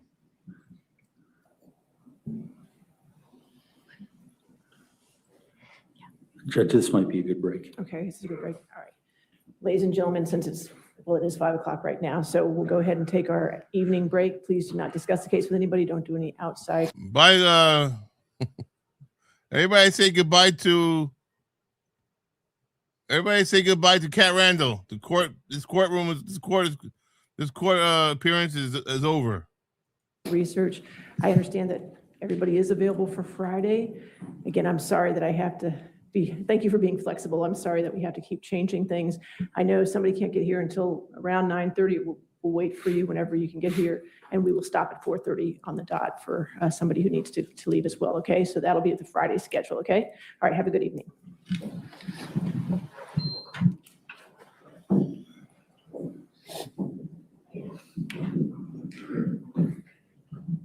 Bye, Cat. He drives a Prius. Fucking Prius. A fucking Prius. What's a Toyota Prius?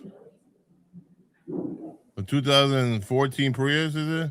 Let me see. All right. And Mr. Banfield, since you're in the middle of your testimony, you can't discuss your testimony with anybody at this time. That includes your attorney, okay? Okay. All right, you can have a seat. All right, thanks for sending me the video. Is there any other matters for this evening?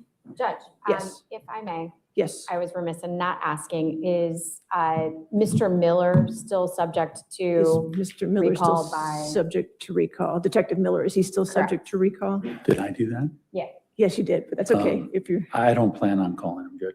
okay, so he can be released then. thank Detective you. Miller can And be then as I released. had indicated this morning, I would 2015 like to Prius. request that Detective Stephen Augustine be permitted to watch the testimony for his expert. Okay, any objection to that? No objection. Okay, so we'll take care of that tomorrow and help out Friday morning at What year is your 9:30, finish up Prius? the jury instructions. We don't have You much. say time. 95 or Judge, we should 15? Be able to do it. I anticipate we can do it at the end of tomorrow. Okay, do you want to 2014. do the jury instructions at the end of tomorrow? It's just, I mean, we only have basically the charging instructions left and the waterfalls. We should be able to do it. Okay, and there's just one thing with that while I have you here, because I know it's only, you have the 2 charging instructions for aggravated murder, okay? Yes, But for the record, I have 4 counts. you do. So are we going to select like We count are. 1 and count 3 or count 2 and count 4? We are. Or just as long as I can get that on the record, I would appreciate that, Once- just to clean it up. Once this has concluded, then we Perfect. will be able to let Your Honor know how we elect to Okay. proceed with the charges. Excellent, that's great. Okay, so we'll see you in the morning then at 10 a.m., okay? Thank you. All right, thank Thank you.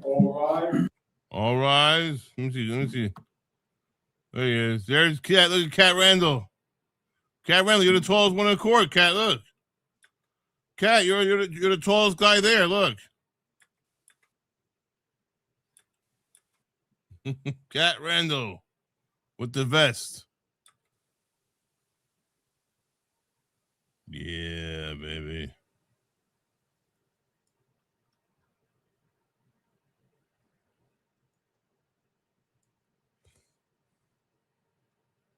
Yeah. All right. Let's go to the next day. This is day 8.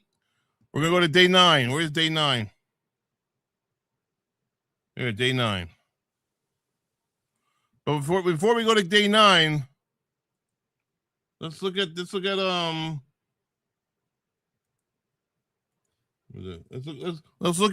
his car. A 2000, what year? 2014? Let me see. Here you go.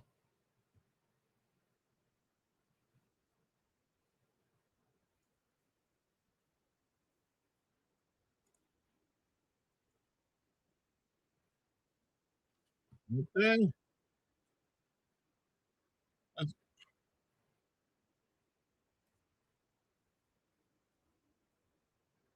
Very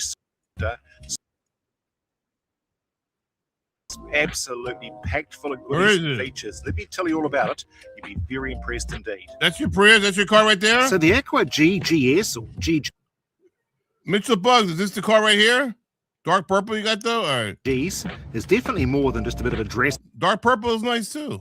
up package of the regular Aqua. I mean, yeah, sure, it's got a full factory body kit, a very distinctive frontal nose, as you can see there, with a 17-inch alloy wheel. Really good looking package of the interior. Also has Nice all the car, nice nice luxury car. touches and that sporting feel to it as well. Congratulations, So bro. the attention is paid not so much to the engine performance, but to the suspension, the handling of the vehicle, and how it responds on the open road. Well, the GGs is not just different on the outside, but inside they've got a full and very unique sports interior trim package. Now those seats, they're beautifully trimmed in a full wheel that's unique to this particular model. I'll come to the push button start in a second. You get special. Do you have a push button start? Cat's gonna be on trial next year. Yo, Mitchell. You got a push button start? GG's mats, as you can see here, like a fighter jet. Oh, fantastic. Over here, system as well. We can find our Bluetooth there. Go to our AV, and we've got Bluetooth ready to go. Set your phone up, and you've got hands-free calling, and you can stream your music off your Spotify. So, good details. And wow. Now, in the back, once again, that seating package is taken all the way through, even the little tailgate up. Full 60/40 folding down back seat. Look at it from this side. So plenty of room. All right, nice car, nice car. And they've always proven to be an It's a nice car, bro. Nice. I like your car. Nice car, bro. Congratulations, bro. Hope you have fun with it.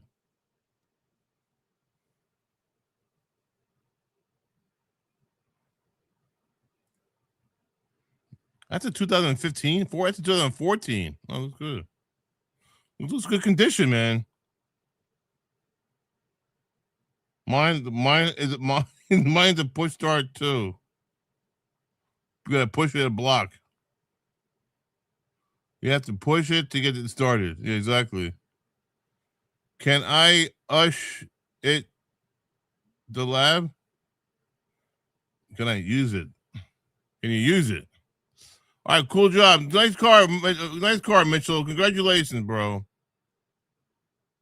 Good luck with it. Good luck with it, bro. Good luck with it, man. Good luck.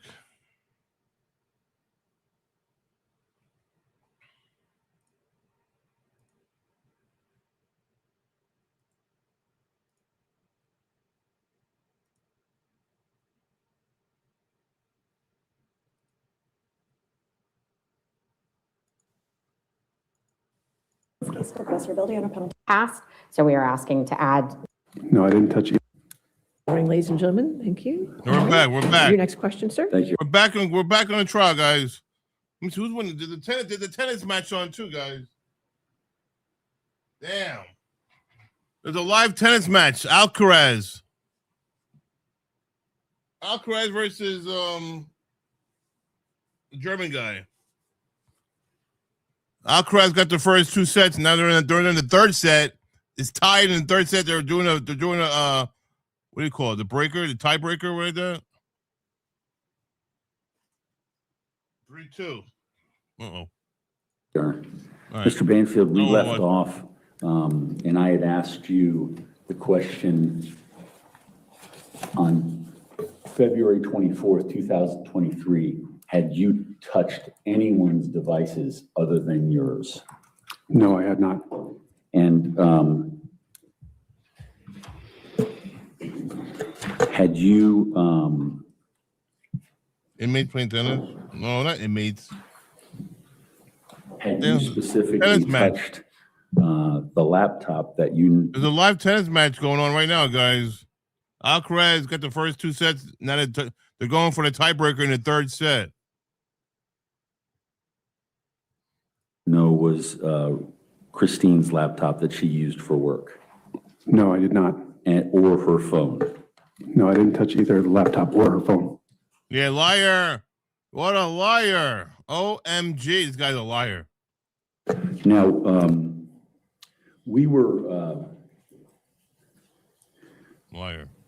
speaking about February 24th, 2023. He at the killed her. He time killed that her. we broke for the night last night. He killed her. One of the things that I wanted to get into, and it will require us to go back.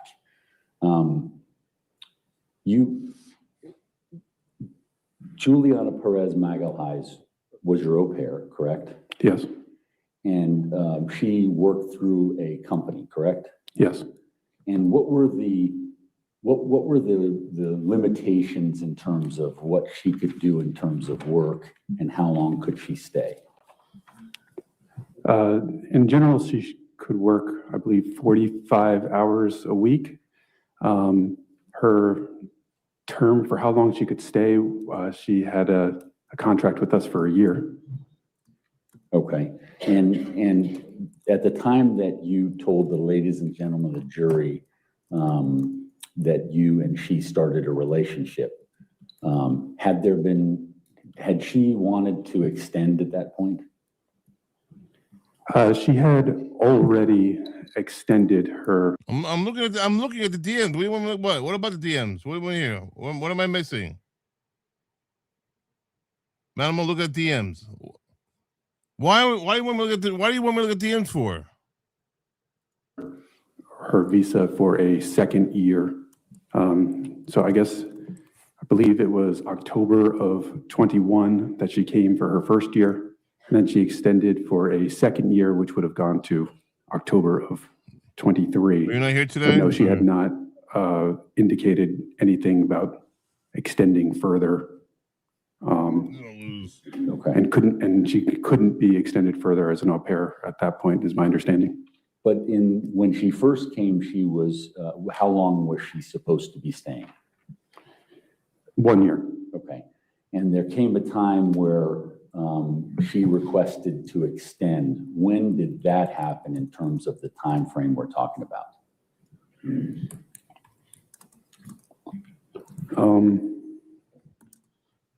Maybe that summer, that summer prior to, that summer prior to, that All right. summer of 22. 22. Okay, would that I'll look at it later, Mitchell. I can't look at it now, bro. But thank you. I'll look at it later. have been prior to the two of you, your relationship changing? I believe it had been discussed prior, I believe it had been discussed prior to that, but I don't know that decisions were made. Okay. Now, as part of her cultural care obligations or your obligations, what did you have to do? Guys, I got it's almost 2:00 in the morning in New York. It's 1:52 a.m. in New York. I gotta get off soon. On your side to assist her? I didn't do anything to assist her. Christine was the one that handled all the cultural care forms, payments, Okay. whether or not to extend or I didn't do anything with that process really. Okay. And so that was pretty much mainly Christine, is that correct? Yeah, I believe that she had all the contact with, I don't know the exact title, but the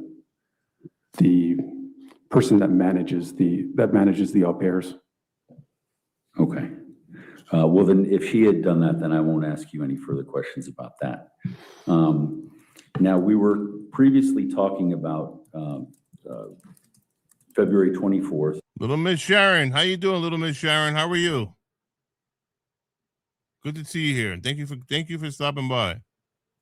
2023. And I think you had described. Yo, Polka Dot Susan, you know Polka Dot Susan? I'm almost done, Polka Dot Susan. Say until I leave, if you can. Thank you. For the ladies and gentlemen of the jury that you had come back from the McDonald's, correct?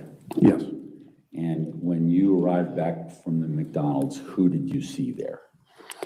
Valerie and Juliana were at my white Ford Fusion vehicle. They were parked in the cul-de-sac, kind of in front of my neighbor's house, just outside my driveway. And do you recall, was the car running? Were they in the car? Were they out of the car? They were in the car at that point.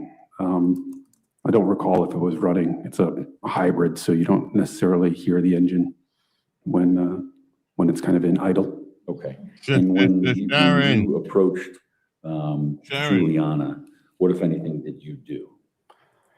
I asked her if the person just went into the house, as that was a question from previously, and she had indicated yes. Okay. And was there a specific? Can everybody smash that like button? Everybody, please smash that like button, guys. Please. At that point, did you know how the person got into the house? I knew that they got into the house through the front door, but I didn't know more than that. It sounded to me at that point that they just went into the house without delay, I guess. Okay. In terms of what you were told by others? Yes. Okay. Now, what did you do at that point? I told Juliana to stay at the car. Okay. And what about regard to Valerie? I didn't address Valerie specifically, but they were in the car, and I had just told Juliana specifically to stay at the car. In doing that, was it your intent that she would stay with Valerie? Yes. Okay. At that point, after you told her that, what did you do? I walked partially down my driveway. My driveway is kind of a little bit long because it splits between me and my neighbor's driveway. And this was so that I could see a little bit better of what was going on. And this is when I saw a silver Jeep in the driveway, and that my front door was closed.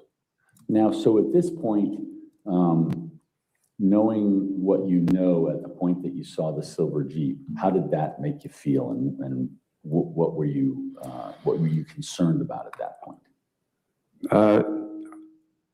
I guess it made me very anxious. I didn't know what was going on. I had concerns that this was going to be an affair, but I didn't know really I didn't really know what was going on at that point. Okay. Did you think to call 911 at that point? I didn't think that, it wasn't on my mind at this point that this was some type of violent or threatening encounter. Okay. So what, if anything, did you do at that point? I didn't continue going down the driveway. I basically made a right, which would be over the grass of my property, and headed towards my back fence. Okay. Now, but you were closer to the front door, is that correct? Yes, I was closer to the front door at that point. Okay. Why didn't you go through the front door? My front door has a electronic door lock. You would enter a code in order to gain access to the door, and every button that you push makes a beeping noise, and then the deadbolt makes a mechanical noise as it unlocks. It makes quite a bit of noise, and I didn't want all of that noise. And what was your concern if there was going to be noise in the front area of your house? I didn't know what was going on. If there was an affair going on, I didn't want to alert it at that point. I also thought about just getting the lunches for Valerie and Juliana that they were missing and leaving. That was also a thought. Okay. Now, you're talking about the lunches. Why do you say that? Juliana had informed me that she did not bring the lunches that she was going to take to the zoo for her and Valerie.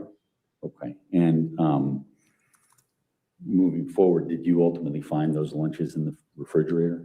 Yes, they were in I believe the upper left of the refrigerator. Okay. So if you can, for the ladies and gentlemen of the jury, give them an idea of, from the front door, and I think it shows in some of the body-worn camera, but if you could explain it, the front door and the noise from the front door was a concern to you. Why, based on the layout of the house? So the front door kind of leads to the foyer. The foyer is 2 levels and goes to, basically it's echoes right to the top of the stairs. The stairs are immediately to the right of the front door. And if you were to go up the stairs, the hallway is open to the foyer. And is it easy to hear what happens at the front door? Basically, everywhere on the main level can hear when the front door beeps and unlocks. Okay, so we left off where you were going around the back to the backyard. Yes. What, if anything, did you do at that point? I unlocked my back gate.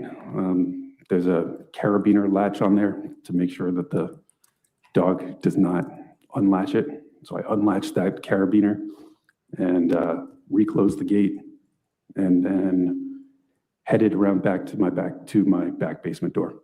Okay, and did you access the house?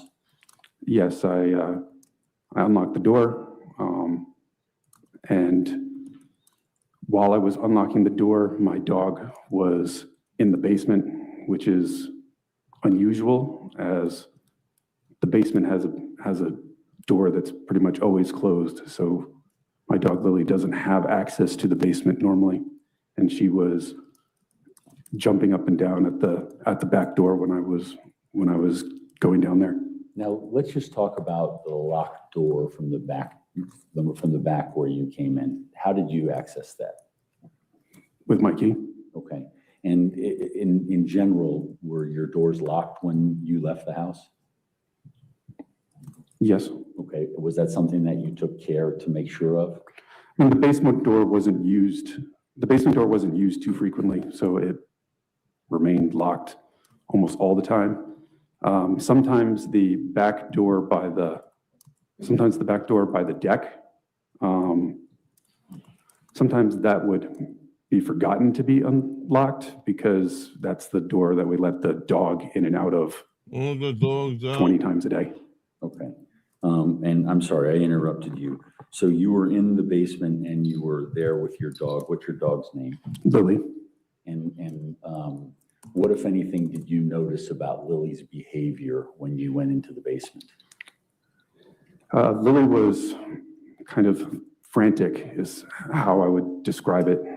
She's normally pretty calm when members of the family come home. She'll just normally greet you and go about her business. She's not a young dog, but she was jumping up and down, and as I went in, she was spinning in circles and whining and I guess kind of chattering. She doesn't really bark. She kind of howls and moans and growls in terms of her communication. Okay. And was she doing those things? Yes. And I think you indicated that there was a gate between the basement and the upstairs. Is that correct? Well, when I had mentioned the gate, I meant the gate to the backyard. Oh, I'm sorry. But when I entered the basement, there was also I guess a baby gate, but we used the gate for the dog, but not really all the time. The gate was blocking the stairs to go upstairs. The gate is, sometimes we would use it outside at the back deck to prevent the dog from going downstairs if it was particularly muddy out, or sometimes when some of the older members of our family were at the house, we would block the stairs going upstairs so that Lily would not bump into some of the older members of our family that aren't as stable. But the gate wasn't generally in use. The gate was usually in my garage and Lily would have access to the main floor of the house and the upstairs of the house generally. And there's a dog bed in your bedroom, is that correct? Yes. Would Lily have access to that part of the house? Yes, Lily would have access to my bedroom generally at all points. She would generally sleep in my room. Okay. Now, and likewise, would she have access to what was Juliana's room and Valerie's room and all the other rooms? She didn't normally have access to Juliana's room because Juliana kept her door closed all the time. She did have access to Valerie's room, but she didn't tend to go into Valerie's room unless. Little Miss Sharon, thank you very much for your super sticker. $5 super sticker from Little Miss Sharon. Thank you, Little Miss Sharon. Thank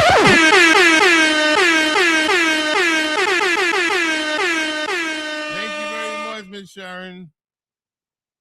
LYP, let's go. Run that shit. Someone else was also in Valerie's room. Okay. Now, so you're in the basement, and what happened next? As I was opening the basement door, I kind of, I guess, shooed Lily inside. She was kind of in the way of me going inside. But I saw that Juliana and Valerie were coming down the brick path, maybe 20, 30 feet away, after I had opened the door. And Juliana was carrying Valerie Juliana. and had followed me. And after your last discussion with Juliana, had you communicated with her in any way to come down to the house? I never told her to come down to the house. Okay. So your previous statement of stay in the car was still standing, I guess? I believed that it was. After I told, that was how I ended my conversation with her, was for her to stay in the car. Okay. So when they got to the basement, what, if anything, did you do? I allowed them access to the basement. I had the door, I guess, partially open for them. And then as they came in, I closed the door behind them. Okay. And did you indicate to Juliana and Valerie anything relating to where they should stay? We had a conversation in the basement. Again, I had searched the basement a little bit, and there's mainly one large room in the basement. There's also a bedroom, but in the large room where the couches are and the TV is, and there was workout equipment in there at that point. I looked around that room for a little bit and didn't see anybody. Very short time. But And why were you looking around the basement? well, I thought that there was somebody in the house, but I didn't know where that person was. Okay. And so in terms of your search of the basement, did you do it like a law enforcement officer? I would say that it was a quick search. The lights were off in the basement when I arrived, and I didn't hear any people or movement in the basement other than ourselves and the dog. So Okay. I wouldn't say, I didn't go into like the bedroom closet in the basement or check behind the shower curtain. I didn't do things like that in terms of a search. So, but I did, I guess, walk the main room. There wasn't anyone by the couches. There wasn't anyone by my desk, things like that. Okay. And were those all in the open area? Yes. And did you look into any of the other areas? I mean, other I than did open the bedroom door that's in the basement. And I also didn't observe anyone there. So you whatever concern that caused you to do that you didn't have that any further, correct? I did not have further concern that there was someone else in the basement that shouldn't be there. Okay. So what, if anything, did you do next? And frankly, what instructions did you have for Juliana and Valerie? So I instructed Juliana, well, actually Valerie looked nervous. She was kind of wide-eyed looking at me, and I knelt down to her, and I told her to stay there with Juliana, and she said, "Okay, Daddy." And so at that point, when you were in the basement, was there anything that caused your concern level to change from when you previously testified that you were outside? It bothered me that the dog was in the basement, as she's not normally there, but I guess I was glad that she was in the basement at that point, with Juliana and Valerie. Valerie loves Lily a lot and spends quite a lot of time with her. But it was also weird going back to Lily, it was also weird that Lily's food bowl was in the basement, and it was spilled all over the floor.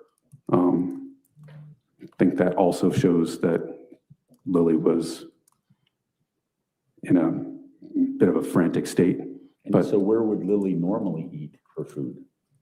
Her dog bowl is always in the living room. Excuse me. Her dog bowl is always in the dining room, where there's mats, placemats for the dog on the floor, and that's where her water and food bowl are. So the basement level is the lower level, correct? Yes, Where would that level that you're saying where Lily normally eats be? that would be on the main level of the house, where the living room, kitchen, dining room is. Okay, and as you walk up the stairs from the basement, can you give the ladies and gentlemen of the jury some indication as to what direction you would go to find that? So if you go up the basement stairs, there's a door that would need to be opened. Facing away from the basement stairs to the left would be the stairs to go up. Kind of directly in front of you would be a half bathroom. Slightly to the right would be I guess, a very, very short hallway, only a couple feet. To the right would lead to the living room. To the left, so walking down that very, very short hallway, to the right would be the living room. To the left would be the kitchen, and through the hallway, not the hallway, through the doorway of the kitchen would be, through the doorway of the kitchen would be the dining room where Lily's food bowl would be. At some point, did you leave the basement? Yes, after I spoke to Juliana and Valerie, I stepped over the dog gate and climbed the stairs. Okay, so the dog gate was still in place? Yes, Did Lily attempt to follow?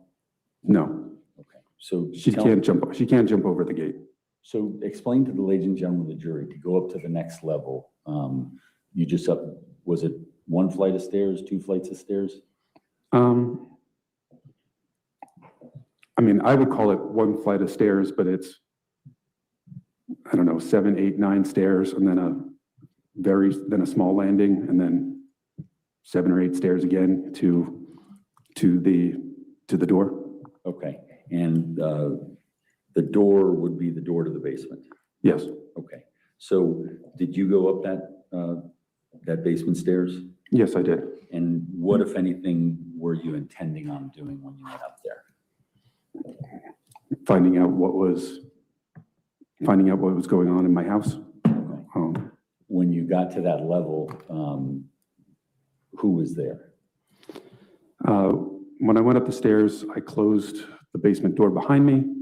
I did not immediately see anybody on the main floor of my house. And I walked down that very short hallway past the half bathroom so that I could see into the living room and the kitchen area, of which I did not see anybody. Okay, and was that a full search or just in the moment?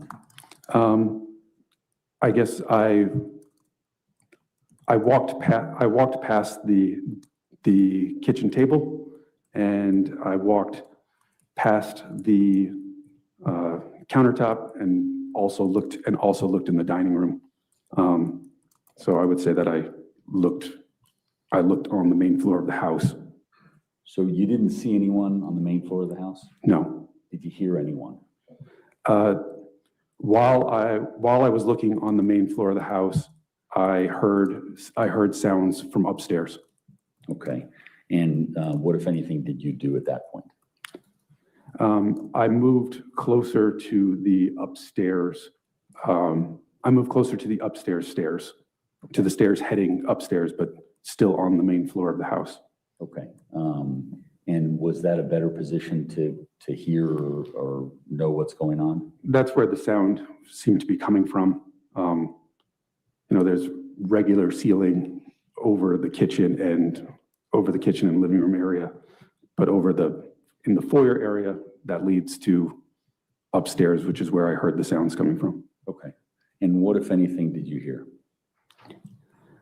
I heard the sounds of, I would say, moaning, as well as sound of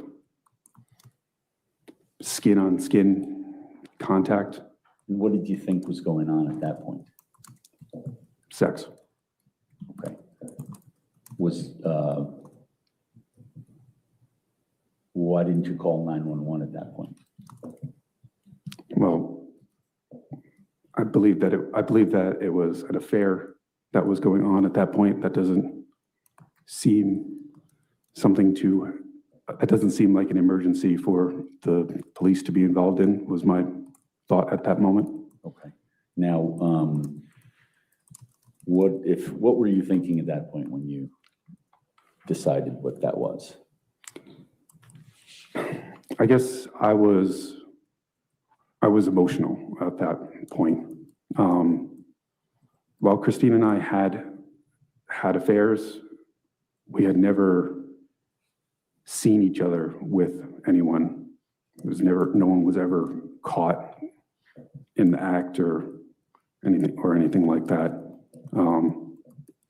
Hearing what I thought was sex was upsetting. So what were you thinking to do? What was your thought process at that point? I thought about just getting the lunches and giving them to Valerie and Juliana and having them leave. I thought about just ignoring the situation and going to work and dealing with this after work, hopefully when no one else is there. I thought about how Christine had just taken off the day before because she was originally supposed to be working on the 24th. And I thought about, well, this seems to be why. I thought about, well, maybe this is why she took off on the 24th. Okay. Because I didn't know that she took off on the 24th until the night of the 23rd. So what made you stop from your initial thought of leaving and getting the lunches and letting Juliana and Valerie go to the zoo? I guess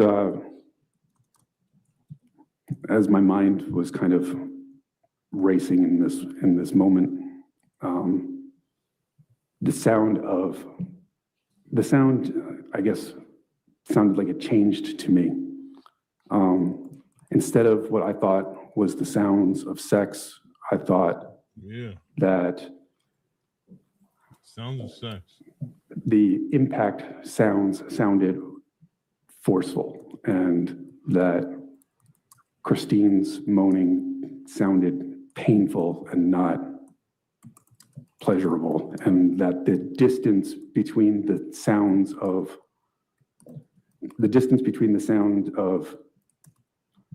the skin-on-skin contact sounded too far apart for sex, and I thought that maybe she was being hurt. So what did you do? I started to go up the stairs. Okay. Did you draw your weapon at any point? While I was walking up the stairs, I did unholster my weapon, and I angled my body going up the stairs so that I was facing the bedroom door, which once you go up several of the stairs, I can see, because I'm taller, but I could see the bedroom door was partially open, maybe 8 to 12 inches, something like that, but I couldn't really see in the door. But were you able to determine whether that was the area where these sounds were coming from? That is, I could tell that was the direction of the sound was coming from the master bedroom area. That's the only door towards the left once you go upstairs. Okay. When you, from the main landing by the front door, to get to the top level, describe for the ladies and gentlemen, the jury, the level that you're talking about where the sounds were coming from. So once again, you would go up several stairs, and then there would be a small landing, and then you would go up one step to another small landing, in which then you would kind of U-turn or switch back and go up another 8 or 9 stairs to the top floor.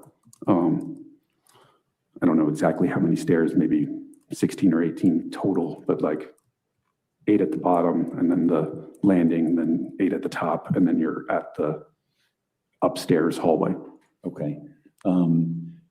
Given what you'd heard, did you go right into the room? Actually, I heard the door open on the main floor. When I was by the landing. When I heard the door open on the main floor, I saw Juliana come up this partially at the basement door. Okay, and so you were both on the same level at that point? No, I was on the stairs, heading up the stairs, and I kind of only did a quick glance, seeing that Juliana was there, and then I continued up the stairs. And did you give her any instructions as to whether to go back to the basement? I didn't say anything to her. Okay, so you continued on, Yes, but you realized she was there. I did. What, if anything, did you do next? I continued up the stairs and made a left towards the master bedroom. Okay, and in terms of the landing where the master bedroom is located, describe for the ladies and gentlemen of the jury what way you had to go from the top of the stairs. I went to the left, as that's the way towards the master bedroom. There's double doors to the master bedroom. To the right would be a bathroom, the guest room, Valerie's bedroom, and Juliana's bedroom. So you went left at this point? Yes. And what, if anything, did you do at that point outside the room? Outside the room, I headed towards the door, and I pushed the right of the double doors open with my foot. And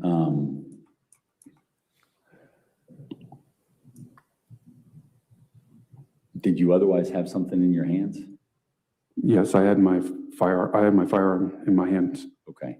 And when you pushed with your foot, which foot was it? My right foot. Okay. And were you able to see or hear any more when you did that? Pushing the door open with my right foot revealed Christine, and who I now know is Joseph Ryan. They were on the floor near the bottom left of my bed, kind of in front of the master bathroom door, just past the bed, in between the bed and the tall dresser. Okay. So you just described it as the bottom left. Describe for the ladies and gentlemen of the jury, how do you come to bottom left? What position are you in order to describe it that way? If you're in the bed. Yes, if you were in the bed or facing the TV that's in there, the left would be the bottom left corner. That would be the part that's closest to the master bathroom. Okay, thank you. And so you indicated you saw Joseph Ryan and Christine. Yes. Had you ever seen Joseph Ryan before? No. I had never seen Joseph Ryan before. Had you ever had any communications with him before? On February 24th is the only time I had communications with him in that room. Okay, so when you observed this, and please tell the ladies and gentlemen of the jury exactly what you observed with regard to his contact with Christine. Christine was, I would describe as nude and on all fours. Nude, all fours? What? On her hands and knees. What? And Joe Ryan was behind her Oh my God. Angled slightly behind her. What? And from my position at the door, Oh my slightly God. slightly to the left of her, Oh my he God. was Pounding her. clothed and Clothes? And he was looking directly at me as I opened the door. what? Get out of here. And when you first caught eye contact Wow. with him, where exactly were you in relation to the bed, and where were they? No, I was maybe one step into the room. Okay. Now, when you observed him, what, if anything, did you observe about the situation prior to anything being said?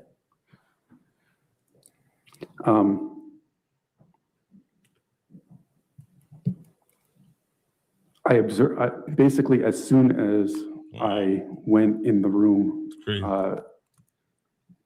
it appeared that Christine tried to get up, but I guess I'm unsure if it's that Christine tried to get up or if Joe Ryan pulled her up. It's hard. I can't really tell, but Christine went from being on all fours, hands and knees, to more like being on her knees.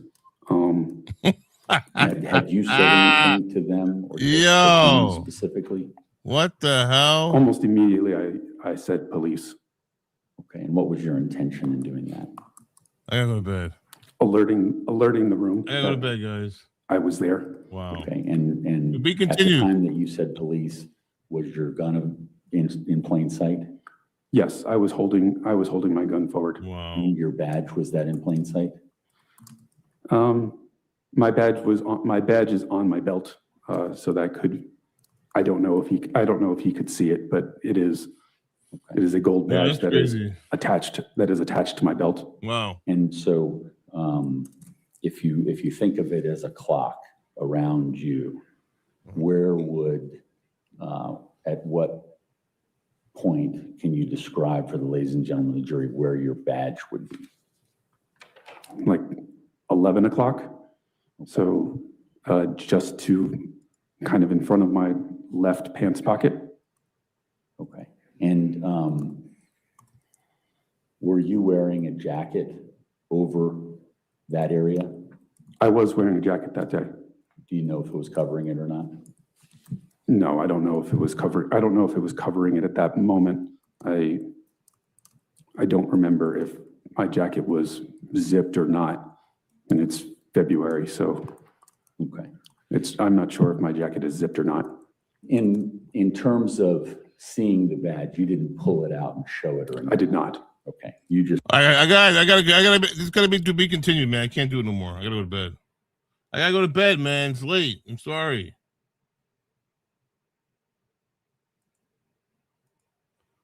To be continued. It's 2:30 in the morning, guys. I gotta work in the morning. Travando.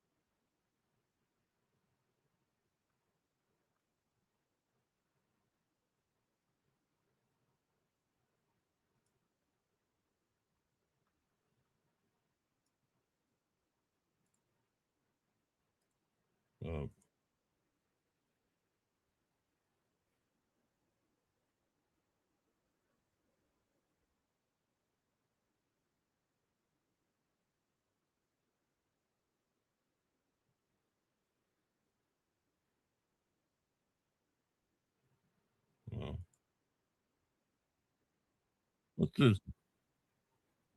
What is this? You gotta hear about this case? What here? 2 teens, woman dead in shooting. Let's watch this for a second. Hold on. Hold up.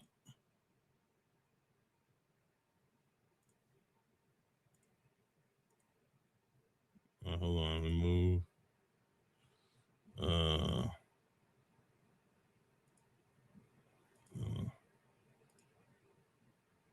What is it? Here. What happened here?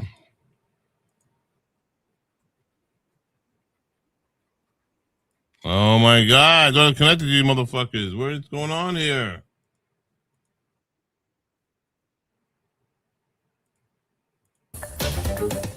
It is 9:06. Good morning, everybody. We are interrupting what's happening on 13 Plus right now to bring you this breaking news alert. We're learning 3 people are dead this morning in Grand Rapids. Damn. A woman and 2 children after a 2 shooting that children. happened just hours ago. Yeah, this is a story that we've been following really over the last hour. This is breaking news just coming into our newsroom. As soon as we got word, we sent a crew to the scene. And Have you guys heard about this? 2 teens and a woman dead in a shooting? this area of Grand Rapids, we know that our crew on scene did get a chance to speak with Grand Rapids Police Chief Eric Winstrom about what happened. We have that sound coming in here shortly. I got that tennis on, Case Boo. What's up, baby? How you doing? I don't know if we have it yet. Yep, we do. I'm have hearing it. that we do have it. Let's Let's take a listen. It's a close game. Attempted life-saving It's a close match, the tennis match that's happening right now. Very close. measures. We had 3 individuals shot, an adult woman, 2 children. We believe they're teenagers. Life-saving measures were not effective. All 3 pronounced dead at the scene. So we have 3 killed. A devastating day for us. Devastating day for this neighborhood and the city as a whole. And look at that snow coming down too. Holy shit! Where the hell is this? This is in Grand Rapids. Where's Grand Rapids? Early on in the investigation, we've got, as you can see, a lot of officers out here doing canvassing, talking to the neighbors. A lot of very cooperative people in this area helping us out with information. We have some evidence to collect. We have a big team of detectives down here. We just don't have the answers yet. So no word on a suspect? No word on a suspect. Early indications were officers arrived on scene. They did see tracks. That's one thing that's helpful with the snow. They saw tracks in the snow. Likely found some evidence in the snow as well. Officers were out here very quickly, so we're doing everything we can. Michigan, Bree, to get to a conclusion where we Grand can get Rapids? answers, because this is the first time since I've been here almost 4 years now. A lot of snow. First time that I've seen an incident with 3 individuals murdered in a single incident. This is 3 people absolutely murdered. devastating. 3 people. Everyone 3 people murdered in one incident. Man, in this house is dead. So are there any eyewitnesses? what the hell's We going had on, individuals man? which called. What is wrong with individuals who people? Called about this incident. First 911 caller. We're talking to that 911 Fucked up. caller. We have other neighbors which say they possibly heard gunshots. So, as you can probably see through the snow up there, I probably have about 12 detectives actually talking to everyone in the area involved at this time. So it's just too early in the investigation. Is there any history at this address? No history. This isn't an address that was on our radar at all for any sort of violence or gang activity, drug activity, etc. This is a very peaceful block with good neighbors that look out for each other, and it's certainly a shock to the neighborhood, and it's a surprise to us. This wasn't something that that makes any sense for us yet. Have you notified any relatives, or do you even know? That's ongoing. Yeah, we're not to the point where we're ready to identify these victims, but we are getting that information, and we do have a team of not only our detectives but also our victim services team to reach out and to start having those difficult conversations. It's going to be a very, very sad day for a lot of people in the area. Were the young people GRPS? You know that? Oh, that's a good question. I just don't know. That's Crazy. So just to kind of recap, this is ongoing. It's an active scene in Grand Rapids. This is near the corner of Kalamazoo and Worden. We are actually just getting a news release from Grand Rapids Police, and it actually doesn't go as in-depth as the chief just did there in that soundbite. It says that around 7:40 this morning, police were called out to a house in the 900 block of Worden Street Southeast. Officers found 3 victims, an adult female and 2 children inside the house. All 3 are deceased. The major case team is investigating this. If you have any information, contact the police department or Silent Observer. Yeah, and really interesting to hear from the chief. You could tell in his demeanor Crazy. how sad this is of Yeah. a day for him That's and the crazy. department. He kept mentioning himself.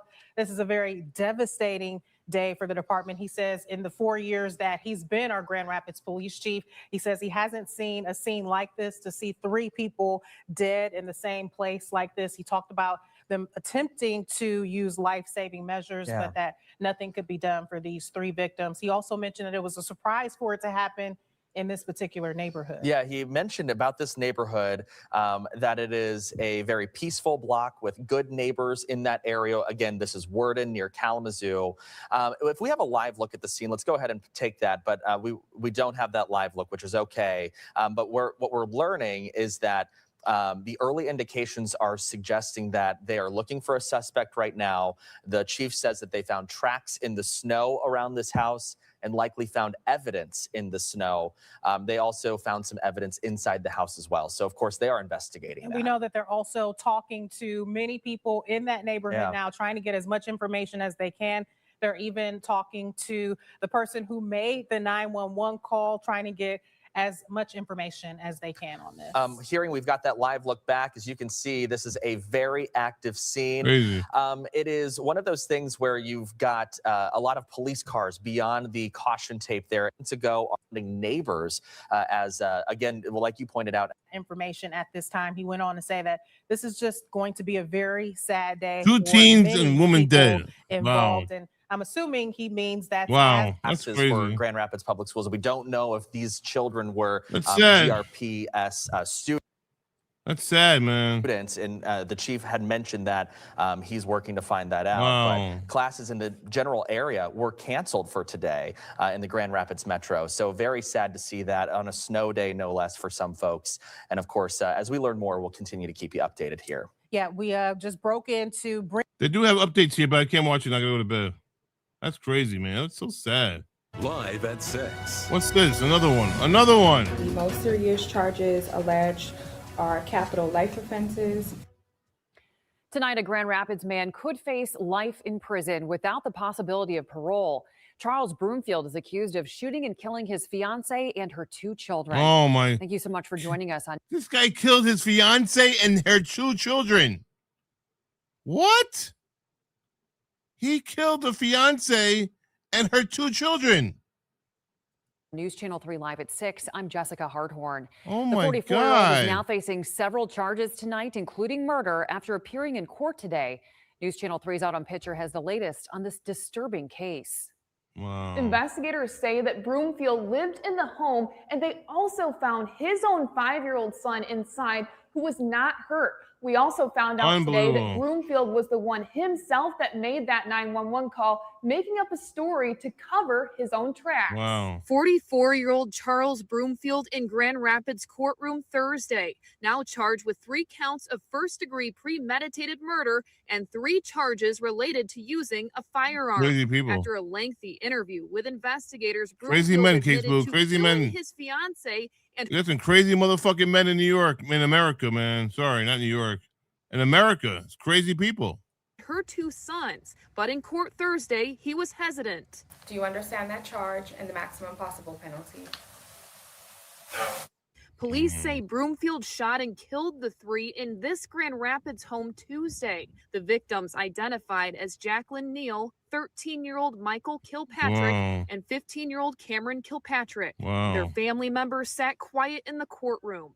Court records reveal Broomfield also lived in the home and was the one who called 911.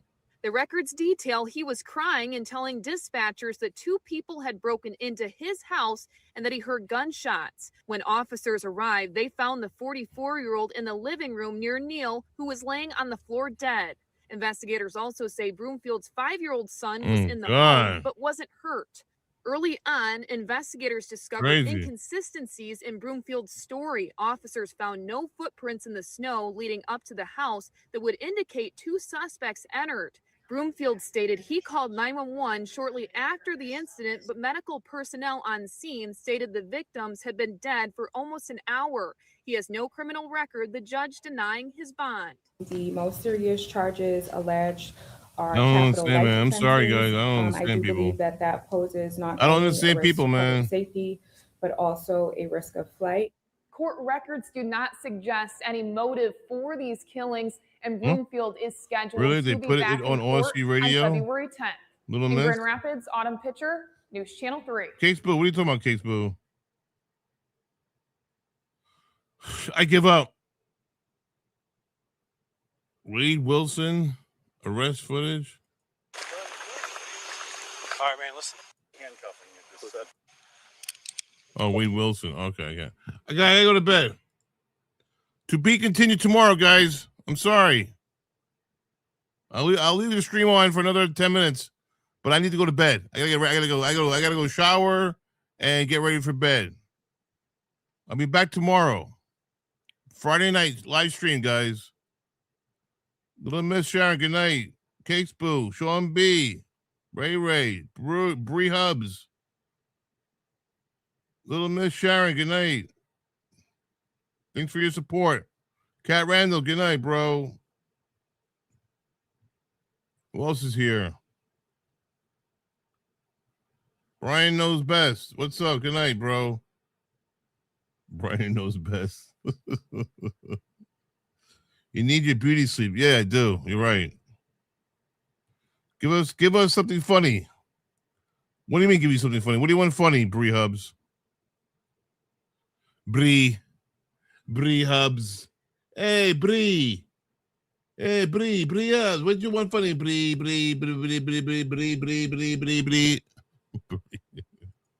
You always want something funny, Bree. I don't have anything. Do I have anything funny? Let me see if I have anything funny for you. I don't think so. I don't think I have anything. I don't think I have anything funny for you, kid.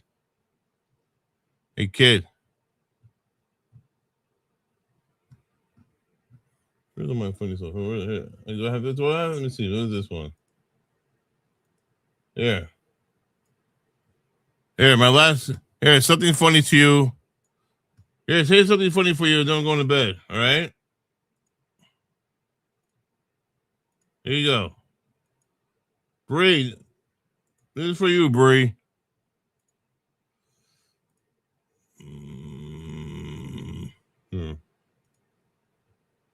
You ready? Set. Go. Chicken and sausage. Wait, no sound. Hold on. Here you go. Did you knock over the plate of chicken and sausage? Yep. Yep. Is that what I heard upstairs? Yep. Is that why you immediately came over Uh-huh. and started to hide from me? Yep. Yep. Mm-hmm. You look like you're in jail, which makes you guilty. Well, you the one picked these prison bars for your stair railing, so that wasn't me. Brody. You was the one trying to cut costs. They don't even go with the stairs. Brody. Did you knock over the chicken? Yep. And I guess I'm doing my time for the crime because you picked this railing straight out of Shawshank Prison. Watch my dog Shawshank realize I've been in Prison. the room the whole time and freak out when she finally sees me.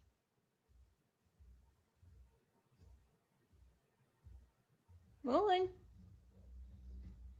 And no, she's not blind or hard of hearing. One. I was on the ladder painting when she walked in. Up here, genius.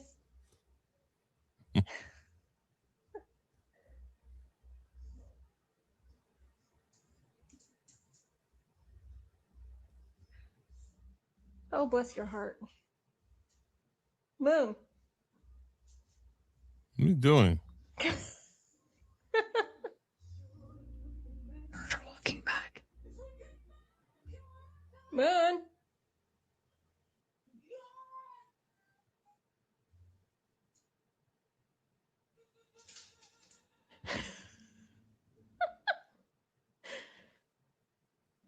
crack me up. Is the mother right there filming her? Is that a camera? What's going on? I don't know what's going on here.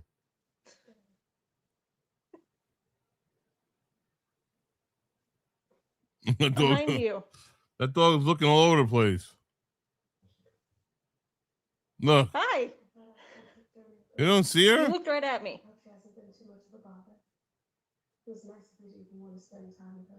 Hello.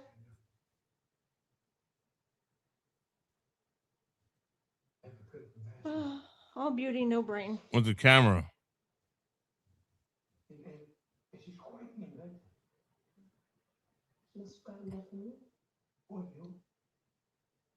I'm right here. Oh my god. Oh my god. That was weird.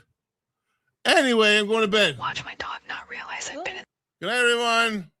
I'll see you guys tomorrow night. Be here tomorrow night. Come back tomorrow night, guys. I love you all. Bye. Mwah.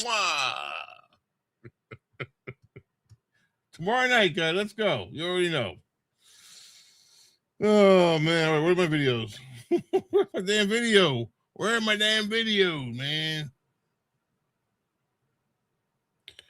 All right, where do I put this? Oh, here. Oh, here we go. Tus cachetotes, Vali. Ay, mira qué chulada.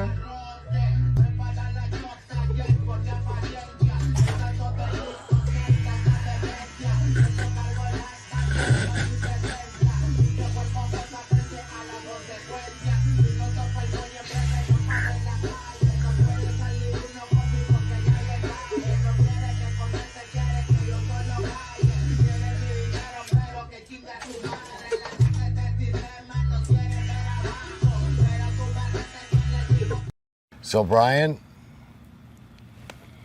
Let me have you, Brian!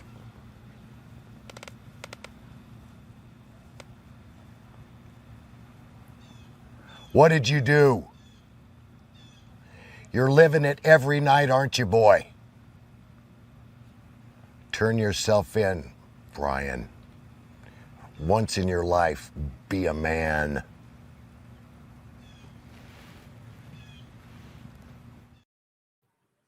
Oh, sorry. Where are my other videos? Oh, here. Sorry, guys. Bye. You like me yawning, Dawn? Whoa! I can remember it. She was just watching. I can remember it. Not she was just watching. Remember it? No, she wasn't doing that. I was just saying she was talking about that. Got it. But she was mainly watching.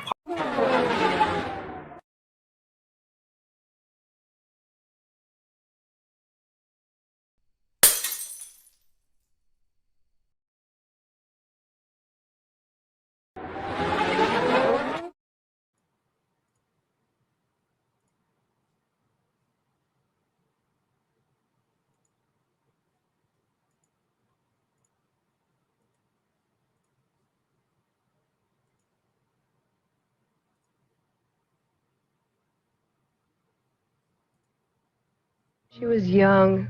She was beautiful. She was chasing her dreams. She was excited. She was hopeful. She was in love. She wanted a partner. She wanted support. She wanted to be cherished. She trusted him. She was anxious. She was overwhelmed. She took responsibility. She was scared. She was manipulated. She was abused. She didn't deserve this ending. She didn't deserve the abuse. I will say her name. I will share her story. I will spread awareness. And I will use my voice because hers was silenced. Her life was stolen, but her legacy will live.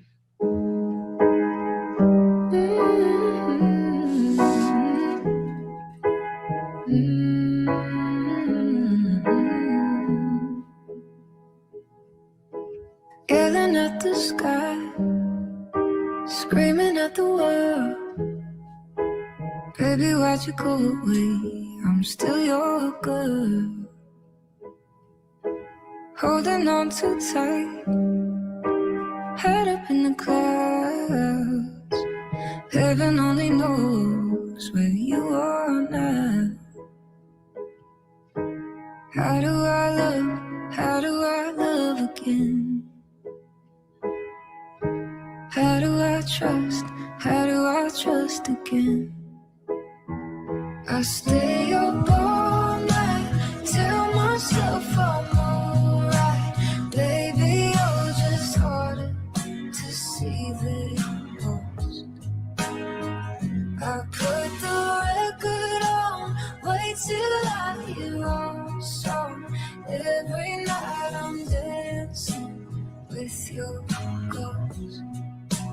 Every night I'm dancing with your ghost. Never got the chance to say your last goodbye. I gotta move on, but it hurts to try. How do I love again? How do I trust again? I stay up all night, tell myself I'm alright. Baby, you're just harder to see than most. I put the record on, wait till I hear your song. Every night I'm dancing with your ghost. Every night I'm dancing with your ghost. How do I love again? How do I trust again? I stay up all night, tell myself I'm alright. Baby, you're just harder to see than most. I put the record on, wait till I hear our song. Every night I'm dancing with your ghost. Every night I'm dancing with your ghost. Every night I'm dancing with your ghost. Her blonde hair fell around her like a halo. She was an upstate New York angel without wings. Her smile shone brighter than a morning sunrise. Her laughter put the songbird's voice to shame. When you see a butterfly over a weeping willow tree, over a rainbow or a wildflower on a grassy mountain peak, she's home with Mother Nature, yes she is. In the heaven on this earth, that's where she lives. That's where she lives, that's where she lives. That's where she lives. That's where she lives. Guys, for me, it's how nice you are for me. Oh my gosh, it's how much you make me laugh. It's how hard you always laugh for me. Okay, wait, go. It's you're really good.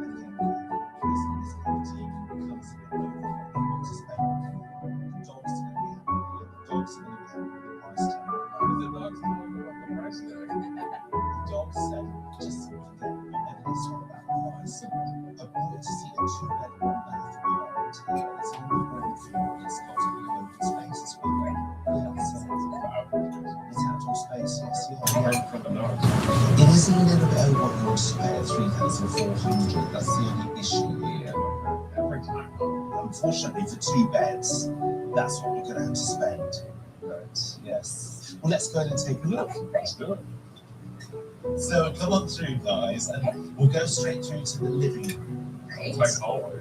This would take time. Everything comes with that It apartment. does, yes. Just concerned about the white couch. We have 2 dogs. And Yes. It's a bit muddy outside. You might need to put a throw over it, I suppose. Okay, we could make do. Okay, well, look, let's go through and have a look at the rest of the rooms. This is the kitchen. Go ahead and take a look. Yeah, this is a nice space. A little concerned about the white dirt. Your grubby little hands. I like this is gas, right? Yeah. Yes, it's nice. Okay, well, look, let's move along the corridor. We've got a bathroom here, so if you want to just have a peek in there. Okay. Oh yeah, this is another nice size room. Color's a little dark. It does feel like a dark bedroom for the price. You expect like a sunny, bright apartment. He is thinking of nothing else but the price tag. One track mind. So we've got a smaller bedroom here. Just have a peek in and see if you think that would work as an office. Okay. Yeah, it's a little bit tight, It's a little tight, yeah. but I think I can put my desk in that corner. I think she looks through rose-colored glasses that this is the perfect apartment for us. But I can never look past the price. And then in here we've got the main bedroom. Okay. The windows really make it nice and Yeah, bright. there's a shelf here. I mean, you can see the outdoor space just there. Maybe we should have a wander. Let's go back up. Yeah. I'm a little concerned Richard didn't write down the price properly. Like maybe he can't read his own handwriting about what the price budget was. Oh wow, this is all ours? Yes. Wow. It's almost like the whole apartment again, you know, this space. Yes. Yeah. I think the dogs will really enjoy this. Yeah. I like this one. Happy with the 2 bedrooms. Cheaper would be nice. Josh is grumbling about the price, of course, but it's proving really tricky to get 2 beds for any less than that. We only ever lived in a 1-bedroom apartment. I don't want to go back to that. Don't make me go back. I've got some very good news for you. It's $2,400. Yes, can you believe it? But with a short distance to work, enough to convince Amanda to give up a bedroom? Makes me feel unheard and unseen.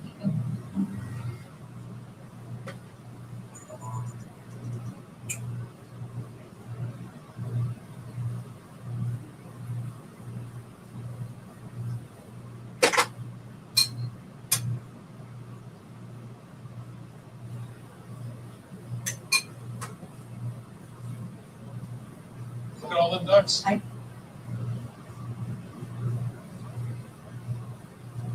get well card from Joshua to reject.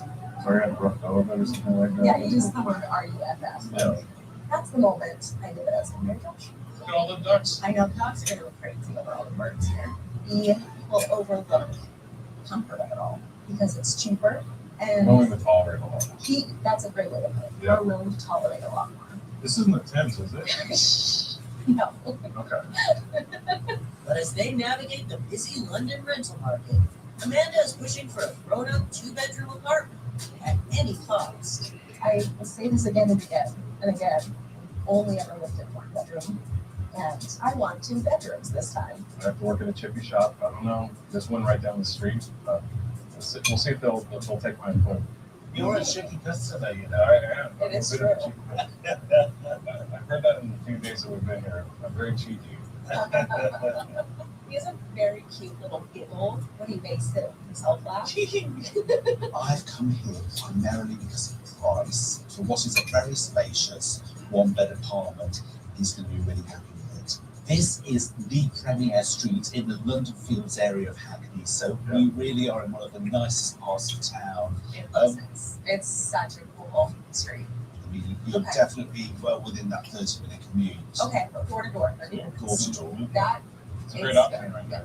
And it's a great place to have dogs. It's not going to feel grown up potentially for them, but if they're keen to save money, then this would be great. I've got some very good news for you. It's $2,400. Yes, can you believe it? Now, it does only have 1 bedroom, but in terms of square meterage, it's very ample. home. I stopped listening after one bedroom and basement. Oh, come on. That's all we need. We need each other and one bed. And that's all we need. So, We go down the steps down this way. okay. Oh, these are some steep steps. Oh my goodness, there's a frog. Oh, wow. Oh, We will come straight through actually to this kitchen area. it is tight. Yeah, for sure. it's like, we can still manage in and out. Yeah. We've got cooker and electric hob. Okay, it's electric. I can overlook it for the right price. Just not a ton of storage or counter Yeah. space. Josh is ecstatic. That's how I'm good. 2 thumbs up. 2 He's thumbs up. all that's going on. with Last his thought.